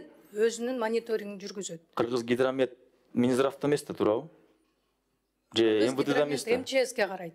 МЧСке кара турган болсо анда эмнеге бул силерге өтүрүп келип атасыңар? Силер аркылуу бул $2,5 миллион кетип атат. Силер аркылуу бул акчаны кайра кайтарып бересиздер да, туурабы?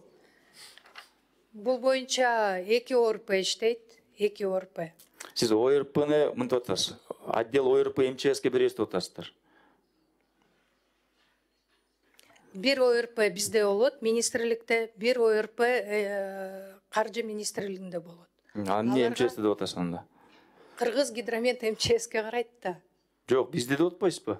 Биз деген ким, сиз МЧСте иштейсизби? Экологиялык мониторингти биздин министрлик жүргүзүлөт. Мына ушул өзүңөрдүн таблицаңарга ылайык айтайын. Абанын сапатын тууралуу маалыматтарды чогултуу дейт. $3,200 миллион бересиңер. $3,200,000 берет экенсиңер. Абанын сапаты жөнүндө маалыматты чогултуу боюнча дагы ушунча акча беребизби? Же бул дагы экология министрлигине тиешелүү эмеспи? Андан тышкары, абанын сапатын башкаруу жана булгоону көзөмөлдөө дейт. $5 миллион, $6 миллион берип атасыздар. Экөөнүн айырмасы эмне?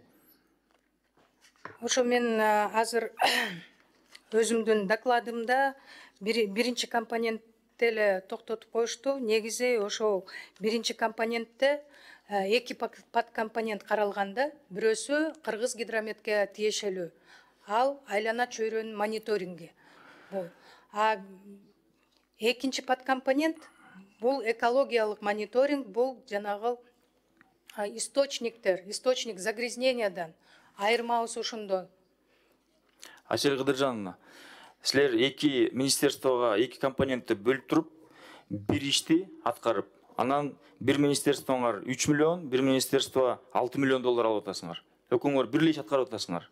Мен сизден сурасам, МЧСке шылтап атасыз азыр. А МЧС силерге айтып атат. Бирок аткарган ишиңер бир. Кетирген акчаңар жалпысына мына $10 миллион бир ишке. Же силер аткаргыла муну $3 миллион албай туруп, же болбосо МЧС аткарсын $6 миллион албай туруп.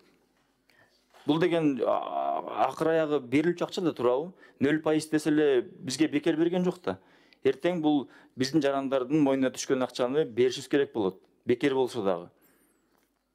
Ана 2 министерствого 2 тармакта бир иш аткаруу үчүн ушунча акча алып алсаңар, кимге жооп бересиңер, эмне иш кылганыңарды кантип элге отчет бересиңер буга? Кыргыз гидрометтин директору Нуртемир Мырзабеков. Бизге 3,2 миллион каралган, бул жерде автоматикалык станциялар бар. Биз мониторинг жүргүзөбүз. Биз ошол автоматикалык станциялар, мисалы бизде азыр бирөө эле иштейт, ушу Финляндия өкмөтү берген. Азыр биз ошондон 11 алган табыз. Ошол сумма кирет. Мониторингти абанын булгануусу боюнча Кыргыз гидромет жүргүзөт. Ал эми 6 миллион бул жаратылыш. Түшүндүм, мына сиз биринчи компонент жөнүндө эле кеп кылып атасыз. Экөөнү окусаңыз, биринчиси абанын сапаты тууралуу маалыматтарды чогултуу дейт, туурабы? Экинчиси абанын сапатын башкаруу жана булгоону көзөмөлдөө дейт. Экөө мындай жалпысын алып келгенде бир иш болот атпайбы? Экөөнү эки башка акча кетирип атасыздар. Жок, ошол абанын мониторинг жүргүзүү Кыргыз гидромет жүргүзөт да. Биз ошол кайсыл жерде кандай аба бузулуу болсо, биз ошону жүргүзөбүз, биз маалыматты бүт жакка беребиз. Ошонун ичинде Министерство экологияга беребиз. Булар андан кийин ошого карата жумуштарды жүргүзөт да. Эмне жумуш ошол? Сапатын башкаруу деген бул эмне? Абанын сапатын башкаруу деген. Силер макул тиги температураны чыгарып бердиңер, могу жерде могу кирделип атат, кирделбей атат дедиңер. Минэкологияга бердиңер. 6 миллион долларга минэкология эмне кыласыздар силер анда? Абанын сапатын кантип башкарасыңар? 6 миллиондун ичинде ошо биз айткан жанагы биздин лабораториябыз жок өзүбүздүкүчө. Ошону жасайлы деп атабыз. Ошону куруу маселеси каралган. Андан кийин жанагы оперативный выезддер деп коет. Например, азыр тоо жакта бир какой-нибудь кырсык болуп калса, ошол жака выезд мобильный лабораториялар алганы пландаштырып атабыз да. Түшүндүм, Айнур айым. Азыр ушул 6 миллион долларга силер лаборатория курабыз, 3 миллион долларга жабдык алабыз деп атасыздар. Мына могу интернеттеги Google'дун айырмасы канчалык разница берет силердин ушул лабораторияңардан?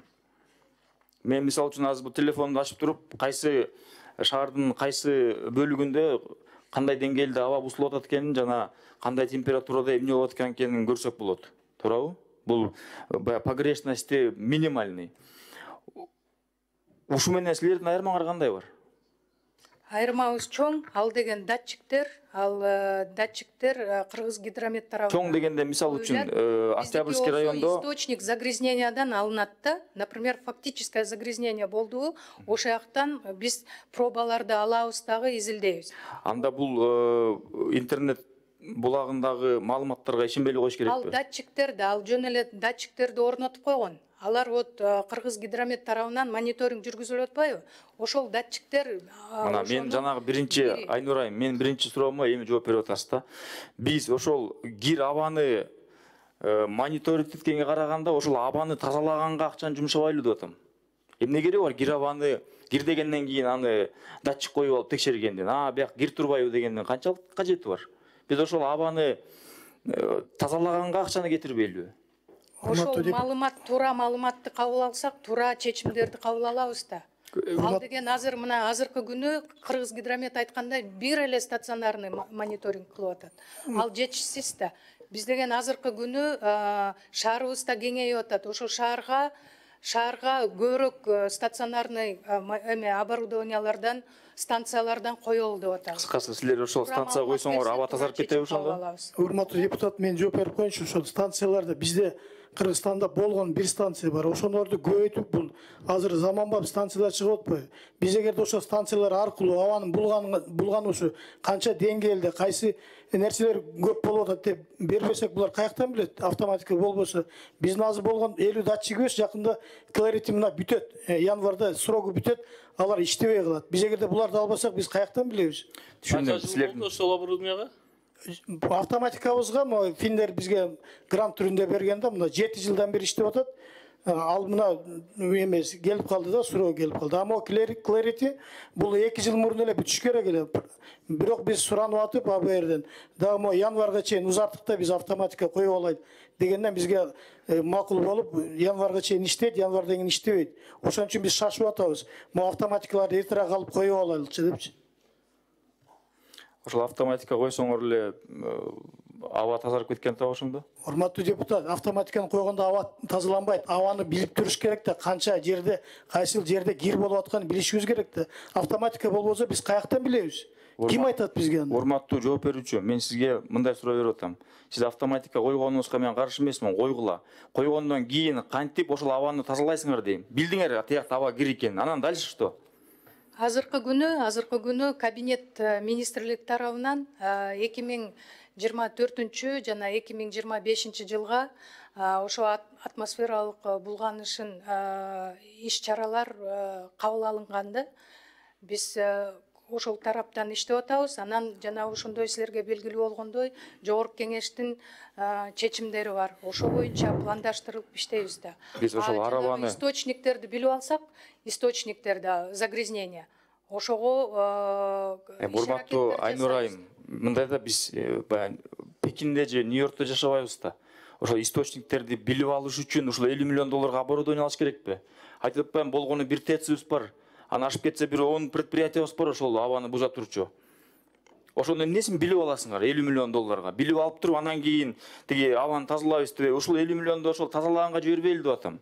Макул болгон, түшүнүктүү. Экинчи суроом. Мына 31 миллион 800 мың долларға, урматтуу Айнур айым, 31 миллион 800 мың долларға силер Бишкек шаарында жеке үй чарбаларында экологиялык жактан таза жылуулук жана ысык суу менен камсыздоо системаларын колдоого берип атасыңар, туурабы? Ошол баягы айткандай бир оборудование 4 мың долларын тегелейт дедиңиз. Туурабы? Үйгө коюлчу. Жана ысык суу чыгарып берип, үйдү жылытуучу оборудование 4 мың доллар дедиңиз. 4 мың доллар деп мен айткан эмесмин. Бул деген мэриянын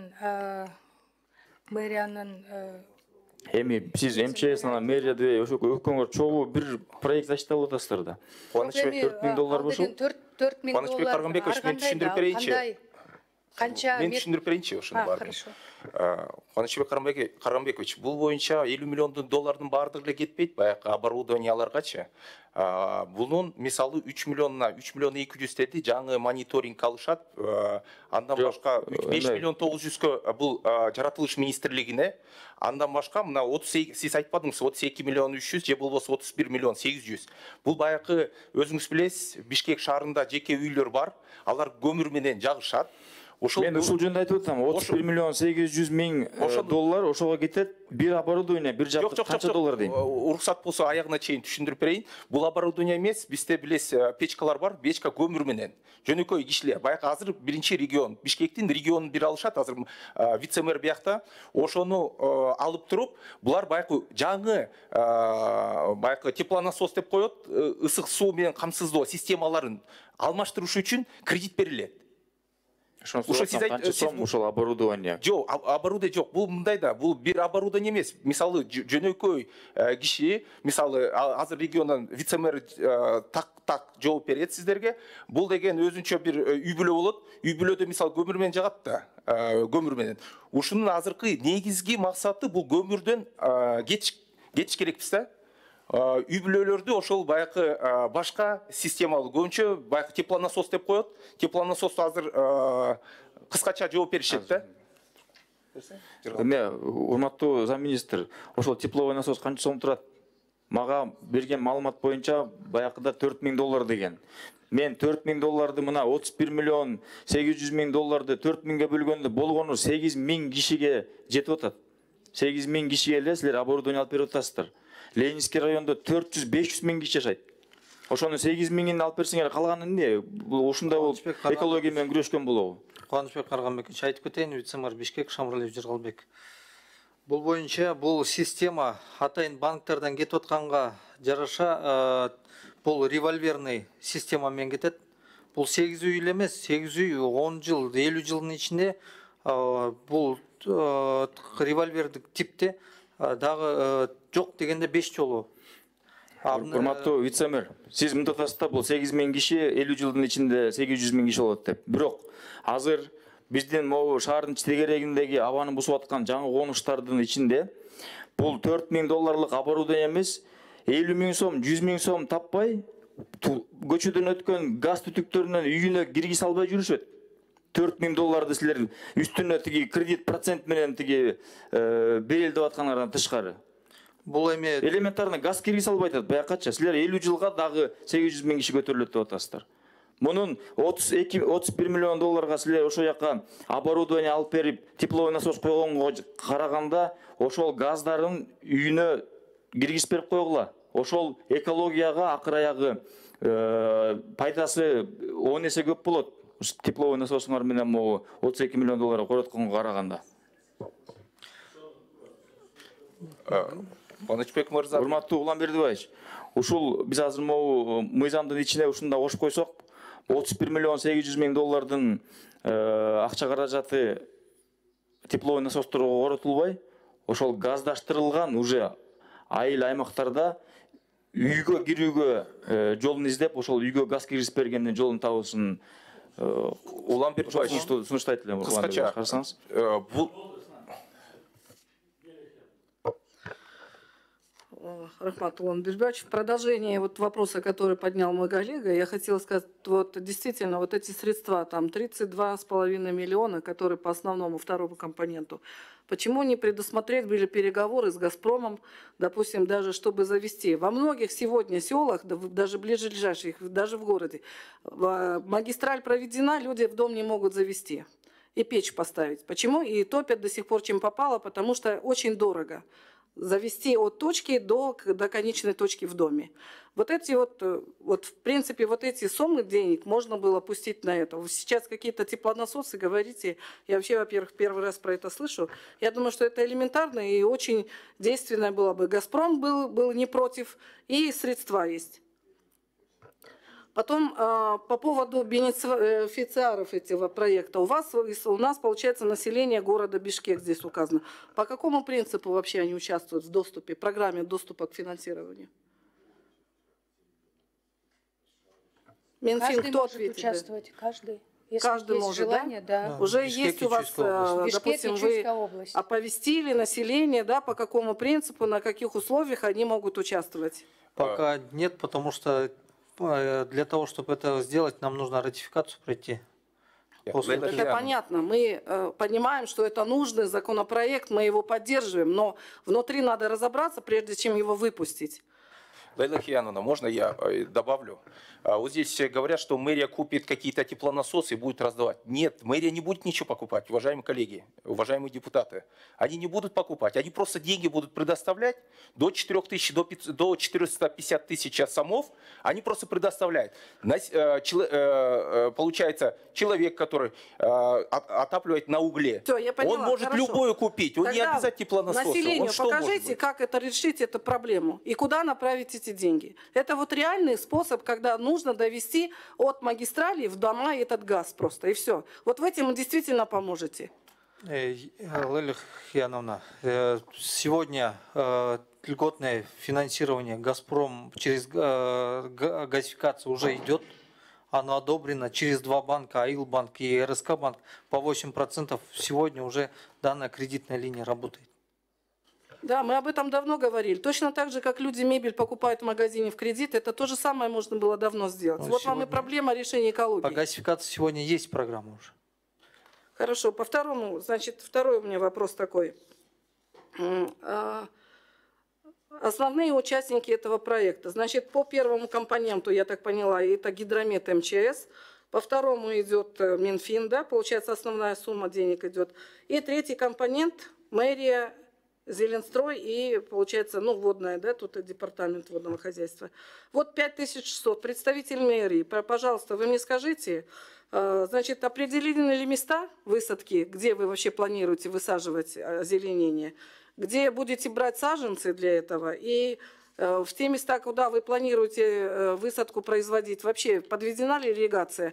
Будет ли иметь смысл, чтобы не получилось, как обычно, все половина засохнет у вас? Высохнет. Спасибо. По данному вопросу здесь будет поработать именно системная работа. Ничто у нас не высохнет, поскольку в первую очередь предусматривается это бурение скважин. Также это восстановление и реализация полностью ирригационных систем и капельного орошения. После чего предусматривается высадка именно зеленого пояса. Именно где?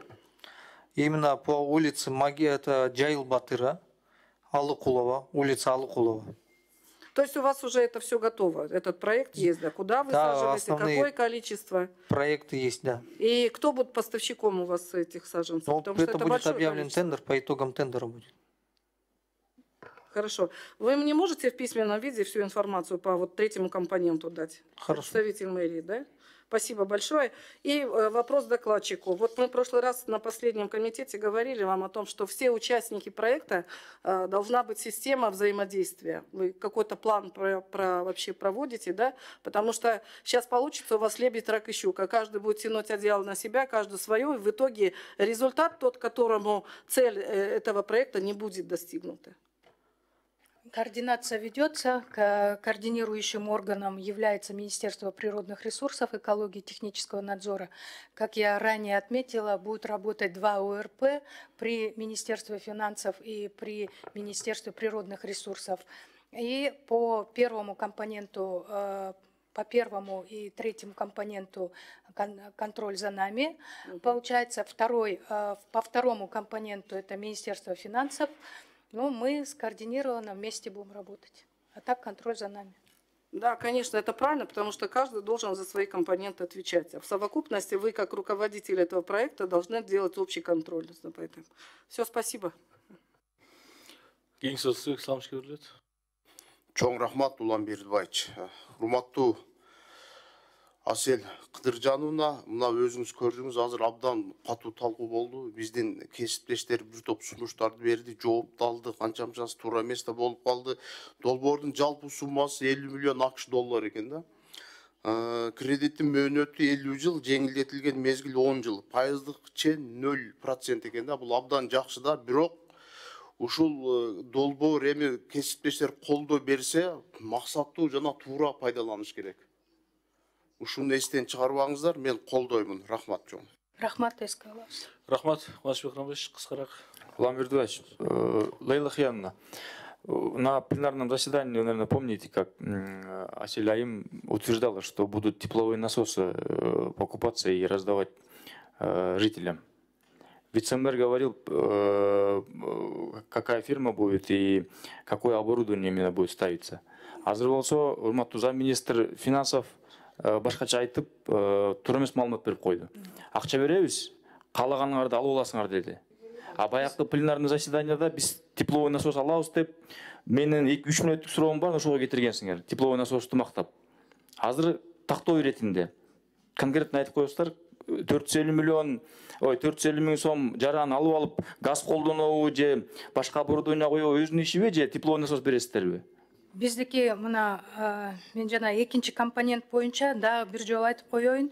Долбоор менен үй чарбаларын таза жылуулук булактарына да каралган. Бул газдан тышкары. Газдан тышкары. Берсеңиз, вице-мэр жооп берсинчи. Мен биз пленардыкта айтканда ушу Руслан Сатылгановичтин принципи менен эле иш жылат деп ошондо деле айтканбыз. Бирок биз ошондо тактаганбыз, бир направление тепловой насос деп. Бул жерде жаранга берилет акча. Эч кандай бир компания же мэрия сатып алып же бирөө албайт. Бул жаранга берилет банк аркылуу. Жок, кыскасы, ошол жаран банкка барып, мен газымды коштуруп алайын, мага кредит бериле, ушунун ичинен десе бересиңерби? Газга башка кредиттер каралган, ушулга бул тепловой насоспу, башка жылуулук системасы. Солнечный панельби, бул именно бериле принцип. Урматтуу чакырылгандар. Вице-мэр бирди айтат, Асель Кыдыржановна экинчини айтат. Руслан Сатылганович калып, үчүнчүсүн айтып атасыңар, бирдиктүү бир айтпайсыңарбы? Бирдиктүү эле, Минфин айткандай эле болот. Руслан Сатылганович. Улан Бердібаевич, чындыгында эч кимге бир майга ала турган кредитти сен муну ал, жетигини ал деген бизде мындай тоскоолдук болбойт. Өзү каалаганда. Өзү каалаганын алат. Өзү мен себеп дегенде бул байкы тепловой насосту айткан болду, түшүнүктүү. Вице-мэр ошондойбу? Туп-туура. Асель Кыдыржанов ошондойбу? Башынан эле ошентип айтып ошондой деп айтылат. Болду, рахмат. Чыңгызманович. Рахмат, урматтуу төрага. Анда эгер ар кандай ыкмаларды колдонса болсо, анда чектөөлөр киргизилеби каражаттар жагынан. Максималдуу түрдө канча көлүм алса болот? 450 тысяч. 450 миң сом. Миң сом жаран ала алат. Андан кийин жаран алып атканда, ал же мисалы вот биз насаян алып атканда ипотеканы алып атабыз. Демек, батирди келтирип, көрсөтүп, келишимде чагылдырылат. Анан кийин маша автоунааны сатып алайын десем, автоунааны мен көрсөтөм, ушул негизинде каражаттар берилет. Андан кийин ушул жерде кандай ыкмасы болот? Келгенде ал эмне көрсөтүшү керек? Мисалы, вот мен азыр билбейт экенмин дейт. Же газга мен кошулайын десе, же теплообогреватель, же башка абжабдыктарды сатып алайын десе, бирок азыр аныктай элек дейт. Силер каражаттар бересиңерби же бербейсиңерби? Ага азыр каржы министрлиги жок. Чыңгыз Азаматович, жаратылыш министрлиги бербейт, банктар берет. Биздин мамлекеттик банктар берет. Биякта жаратылыш министрликке тиешеси жок, биякта мэрия же иштеп атат. Жок, ошон мэрияда биякта булар мисалы келгенде алар айтышат. Мен мисалы керамикалык батареяларды алам. Азыр бизде керамикалык батарея өтө жакшы экен. Баасынан да мисалы газ менен төлөгөнгө мисалы бир айда 10-12 миң төлөйсүң. Мисалы 100 квадратка. Ал эми керамикалык батареялар менен 3 миң эле сом төлөйт экенсиң. Анан тепловой насос боюнча сөз башталып калды. Мен айта турган нерсе жайзет менен эки жөнөкөй алар бекер орнотуп беришиптир да. Мен ошолорго барып көрдүк. Булар айына 3 миң сом төлөйбүз дейт. Мен ошондо таң калып калдым. Кантип эле 3 миң сом. Ошондуктан бизге мындай тоскоолдук болбойт. Келишет, айтышат, мен тепловой насос алам, керамикалык батареяларды алам, же башка бирдемелерди алам деп, ана кредит берилет. Бирок бул целевой болот. Максаттуу. Түшүнүктүү. Эми урматтуу, биякта өзүбүз күбө болдук. 3 ведомствонун өкүлдөрү отурушат, катышып атат. Ар бирөө өзүнчө бөлөк ар кандай позициясын айтты. Аягында сиз азыр тактоо иретинде ар бирөөдөн сурадыңыз. Корутундусунда ушундай жазып коелубу? 450 азыр берилген маалымат негизинде 450 миң сом берилет. Андан кийин мажбурлабай жарандарыбыз өздөрү тандайт. Ошол максаттуу эме болот. Комитеттин чечими кабыл алынганда. Андан кийин бир фирманы аныктап ушул тепловой же бирдемени эме ошол жакта эме бизнес болот. Рахмат. Андай маселе жок. Анда урматтуу депутаттар, аталган маселени аябай талкууладык. Кенен талкууладык. Андан кийин ошого толуктоочу, тактоочу мен дагы бир эки суроо берип койсом, урматтуу депутаттар. Бул 450 миң сом дедиңиздер. Бул 450 миң сомду ким аныктады? Балким ал үйгө газ өткөзөм десе, газ өткөзө турган болсо, ал 200 миң сом болуп калышы мүмкүн. Үй жакыныраак болуп, 200, ошон үчүн сиздер көрдүңүздөрбү? Мына суроо бергенден кийин сиздер эми так жооп берип атасыздар. 450 миң сомго чейин деп айтышыңыздар керек. Сиздер 450 миң сом берилет деп айтып атасыздар да. Болбосо так айтышыңыздар керек. Экинчиси, жогоруда биздин коллегалар эң туура сунуштарын айтылды. Себеби дегенде аталган акча каражаты комплекстүү түрдө газификацияга аталган акча каражаты берилсе, мен ойлоймун бир топ маселе чечилмек. Ушул биздин коллегаларыбыз айткан чечимди дагы биз киргизебиз, ушул газификация жагын да карап көрсөңүздөр. Андан кийин бул бирөөнүн бизнесин өнүктүрүүгө азыртан эле уже тепловой насос, азыртан эле уже керамика деп эле аныктап коюпсуңар, кайсыл жерден кандай эмне алынат депчи. Андан көрөк бир комплекстүү болсо, мен ойлоймун. Ошол акча каражат, ошол регион же ошол район, ушул акча каражатына мен ойлойм, мына 32 миллион 300 миң доллар. Бул эмне деген акча? Бул акчага, газификацияга мен ойлоймун, биздин районубуз, Бишкек шаарыбыздын тегерегин бир топ газификация кылып, ошол абаны оңдоого бир топ өбөлгө болмок. Бул бир. Экинчиси, мына жерде жашылдандыруу 7 миллион 100 доллар карап атат да. Жыл сайын ушул жазда мына эртең дагы бардыгыбыз депутаттар барабыз. Мына сиздер өткөн суббота чыктыңыздар, эгебиз. Жашылдандыруу кылабыз. Эми оны эгип атып деле чарчадык. Аны кийин карасаң, анын 50% дагы эмес, 30% кармаса дагы мээнеттикке кетпейт эле. Ушул жактан мэрия сиздер бир жакшыраак иш алып барсаңыздар. Себеби дегенде барып эккен дарактардын 30% кармайт. Анын 50% реалдуу түрдө кармайт. Буну өзүбүз көзүбүз менен көрүп атпайбызбы? Андан ушунча каражатты сууга сиңген, кумга сиңген суудай болуп кетип калбасын деп депутаттар ошон үчүн ушул маселени көтөрүп атышат. Максаттуу пайдалансын деп. Айта турган сөзүңүз барбы? Жок, туура эле, Улан Бердибаевич. Биякта бир эле тактоочу нерсе, газификация боюнча жана айтып кетпедик, дублирование болуп калбасын деп, анткени аз пайыздаган уже азыркы эми биз өзүбүздүн чечимибизге сунушту киргизебиз. Аны мына тиешелүү министрлик өздөрү карап, аны ошол кредит берип аткан финансылык институт менен сүйлөшүүлөр жүргүзүшөт. Анда урматтуу депутаттар, аталган мыйзам долбоору экинчи окууда добушка коем. Макул деген депутаттар добуш берип койсоңуздар. Баары макул, каршы жок. Рахмат.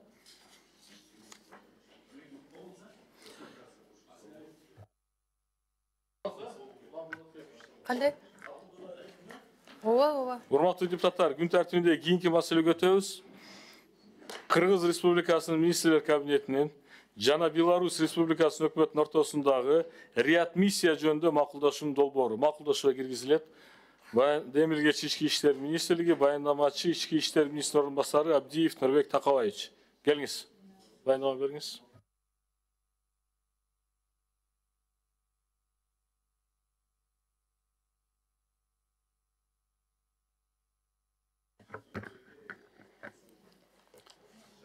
Рахмат, саламатсыздарбы, урматтуу Улан Бердибаевич, урматтуу депутаттар. Сиздердин карооңуздага Кыргыз Республикасынын министрлер кабинети менен Беларусь Республикасынын өкмөтүнүн ортосундагы реадмиссиялоо жөнүндө макулдашуунун долбоорун жактыруу тууралуу Кыргыз Республикасынын министрлер кабинетинин тескемесинин долбоорун сунуштап жатабыз. Аталган макулдашуу Евразиялык экономикалык кеңештин 2014 жылдан 10 октябрындагы номер 75 чечими менен бекитилген Евразия экономикалык бирлигин түзүшүн эске алуу менен бирдиктүү экономикалык мейкиндигинде Кыргыз Республикасынын кошуусу боюнча иш чаралар планын ишке ашыруу максатында Кыргыз Республикасынын өкмөтүнүн 2014 жылдын 16 декабрындагы номер 575-Б буйртмасы менен бекитилген анын 110 пункту Кыргыз Республикасынын өкмөтү менен Беларусь Республикасынын өкмөтүнүн ортосундагы реадмиссиялоо жөнүндө макулдашууну Кыргыз Республикасына түзүүгө багытталган. Кыргыз Республикасынын министрлер кабинети менен Беларусь мамлекетинин өкмөтүнүн ортосундагы реадмиссиялоо жөнүндө макулдашууга кол коюу Кыргыз Республикасы менен Беларусь Республикасынын ортосундагы кызматташтыкты өнүктүрүүгө кызмат кылат. Ошол эле учурда Кыргыз Республикасынын жана Беларусь Республикасынын ыйгарым укуктуу органдары тарабынан реадмиссиялоо маселелеринде өз ара аракеттенүү негизинде зарыл белгилешкен иш-чараларды кыйла тыгыз жүргүзүүгө жана бири-бирине көмөк көрсөтүүгө мүмкүнчүлүк жаратат.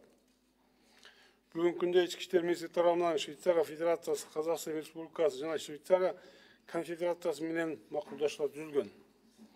Мындай эл аралык келишимдердин кол коюу географиясын кеңейтүүнү зарыл деп эсептейбиз.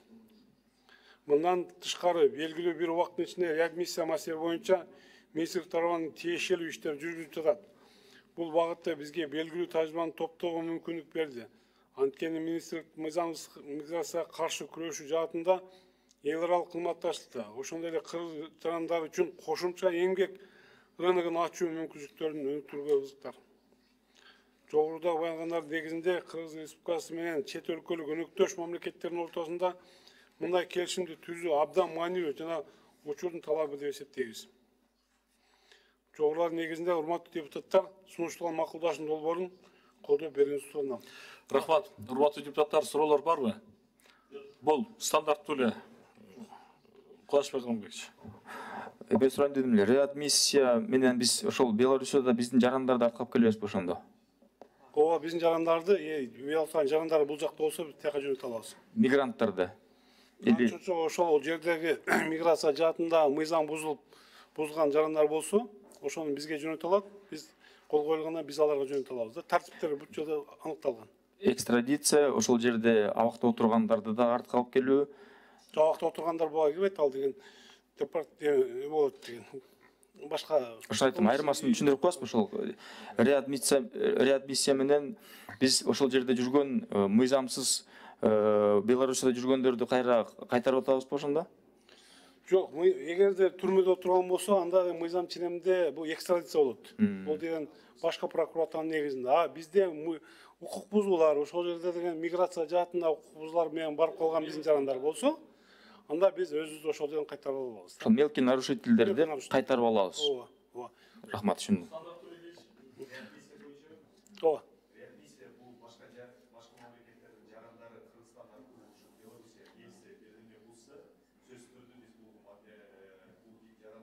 Биз аркылуу. Бул жерде биздин жарандар, 3-чү мамлекеттин жарандары жөнүндө дагы маалыматтар болот бул жерде. Урматтуу депутаттар. Жок, биздин жарандар бар. Плюс башка мамлекеттин жарандары да бар. Макулдашууну мен добушка коём. Макул деген депутаттар добуш берип койсоңуздар. Баары макул, каршы жок. Рахмат. Чоң рахмат. Урматтуу депутаттар, күн тартибинде кийинки маселе Кыргыз Республикасынын Жогорку Кеңешинин айрым токтомдорун өзгөртүүлөрдү киргизүү жөнүндө Урматтуу депутаттар, өзүңүздөр билесиздер, биздин коллегабыз Усманов Айбек Жапарович мандатын тапшыргандыгына байланыштуу ал Түркпада мүчө болгон. Түркпага бүгүнкү күнү 2 фракция өзүнүн сунушун беришти. Альянс фракциясынан Мамашев Айсулуу Турсбек мына, ошондой эле Ата журт Кыргызстан фракциясынан Төлөнов Чымберди Төлөнүштү сунушташты. Ошон үчүн урматтуу депутаттар, аталган 2 кандидаттын бирөөсүн палата өздөрү добуш менен тандап алышат. Каршы эмессиздерби? Анда макул деген депутаттар добуш берип койсоңуздар. Баары макул, каршы жок. Рахмат. Андан кийинки маселе, урматтуу депутаттар, ар кандай маселелер, бул жерде өзүңүздөргө маалым болгондой,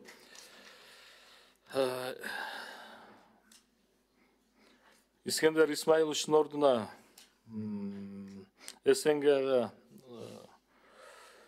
контролдук бюджеттик комиссиянын төрагасынын кызмат ордуна Сыдыков Бактыбек Үсенбековичти көрсөтүү жөнүндө сунуш. Бул бир. Суроолор жокпу? Ошондой эле 4 апрелде 3 апрелден 5 апрелге Санкт-Петербург шаарында иш сапарга жөнөтүү боюнча аталган иш чарага Сыдыков Бактыбек Үсеновичти. Андан кийин Ашимова Динара Ашимовнан Иран Ислам Республикасы менен кызматташуу боюнча Кыргыз Республикасы Жогорку Кеңешинин депутаттык достук тобунан курамынан чыгарылып, Кытай Эл Республикасынын кызматташуу достук тобуна кирип атат, өзүнүн сунушун берди.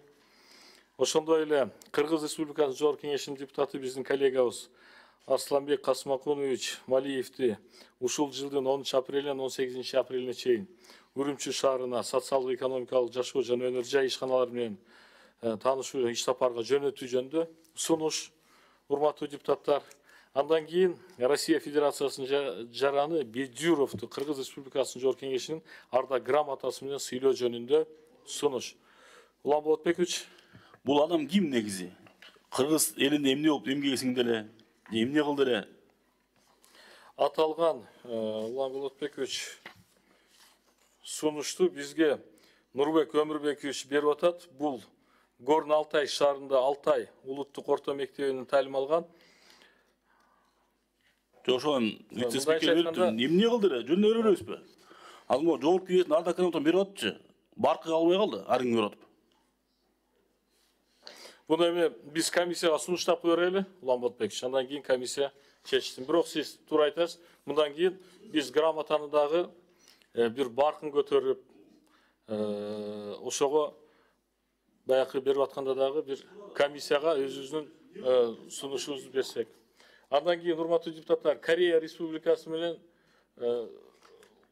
кызматташуу боюнча достук тобунан курамынан чыгарылып, Америка Кошмо Штаттарына биздин коллегабыз Момосадыков Замир дагы өзүнүн сунушун бериптир. Мына ушул ар кандай маселелерде, ушул маселелер андан сырткары мына көз карансыздык мамлекеттердин шериктештигине катышкан парламенттик аралык ассамблеясына дагы 17 апрелден 19 апрелинен баштап апрелине чейин Санкт-Петербург шаарында Россия Федерациясында иш чаралар болот экен. Ал жерге Козуев Алишер Абибуллаевич, Райымбачаева Венера Калыбековна, Коргонбай уулу Жусупбек, Кыдыкбаев Жанбек Султановичтин ошол комиссиялардын төрагалары, мүчөлөрү ошол иш сапарга жөнөтүлүп атат. Урматтуу депутаттар, ушул ар кандай маселедеги айтылган суроолор боюнча, маселелер боюнча суроолор барбы? Суроолор жокпу? Анда суроолорду жок болсо, урматтуу депутаттар, мен добушка коем. Макул деген депутаттар, добуш берип койсоңуздар. Макул. Андан кийин күн тартибиндеги эң акыркы маселе, урматтуу депутаттар, Кыргыз Республикасынын Украина мамлекетиндеги атайын жана ыйгарым укуктуу элчилигинин 23-жыл үчүн аткарган иштери тууралуу маалыматын угуу. Урматтуу депутаттар, бир маселе, мен кечирим сураймын. Мына бая мен айтам деп эсимен чыгып калыптыр. Россияда Москва Крокус Ситиде болгон биздин жаш болсо дагы эр жүрөк палвандарыбыз, жигиттерибиз бар экен. Ошолорду биз дагы мына комиссияга сунуштап койбойлубу? Же Жогорку Кеңештин ардак грамотасы, же болбосо биздин Жогорку Кеңештин төрагасынын атынан ыраазычылык кат. Кандай дейсиздер? Каршы эмессиздерби? Анда мен добушка коеюн. Макул. Макул. ушуну эске алып койсоңуздар, урматтуу бөлүм. Анда Украинанын мамлекетке атайын жана ыйгарым укуктуу элчилигинин ишмердүүлүгү боюнча урматтуу депутаттар сунуш түшүп атат. Аталган маселени жабык түрүндө карап, суроо жооптуу кылсак дейт. Анда мен добушка коем, макул деген депутаттар добуш берип койсоңуздар. Баары макул, каршы жок. Аппарат камсыз кылыңыздар.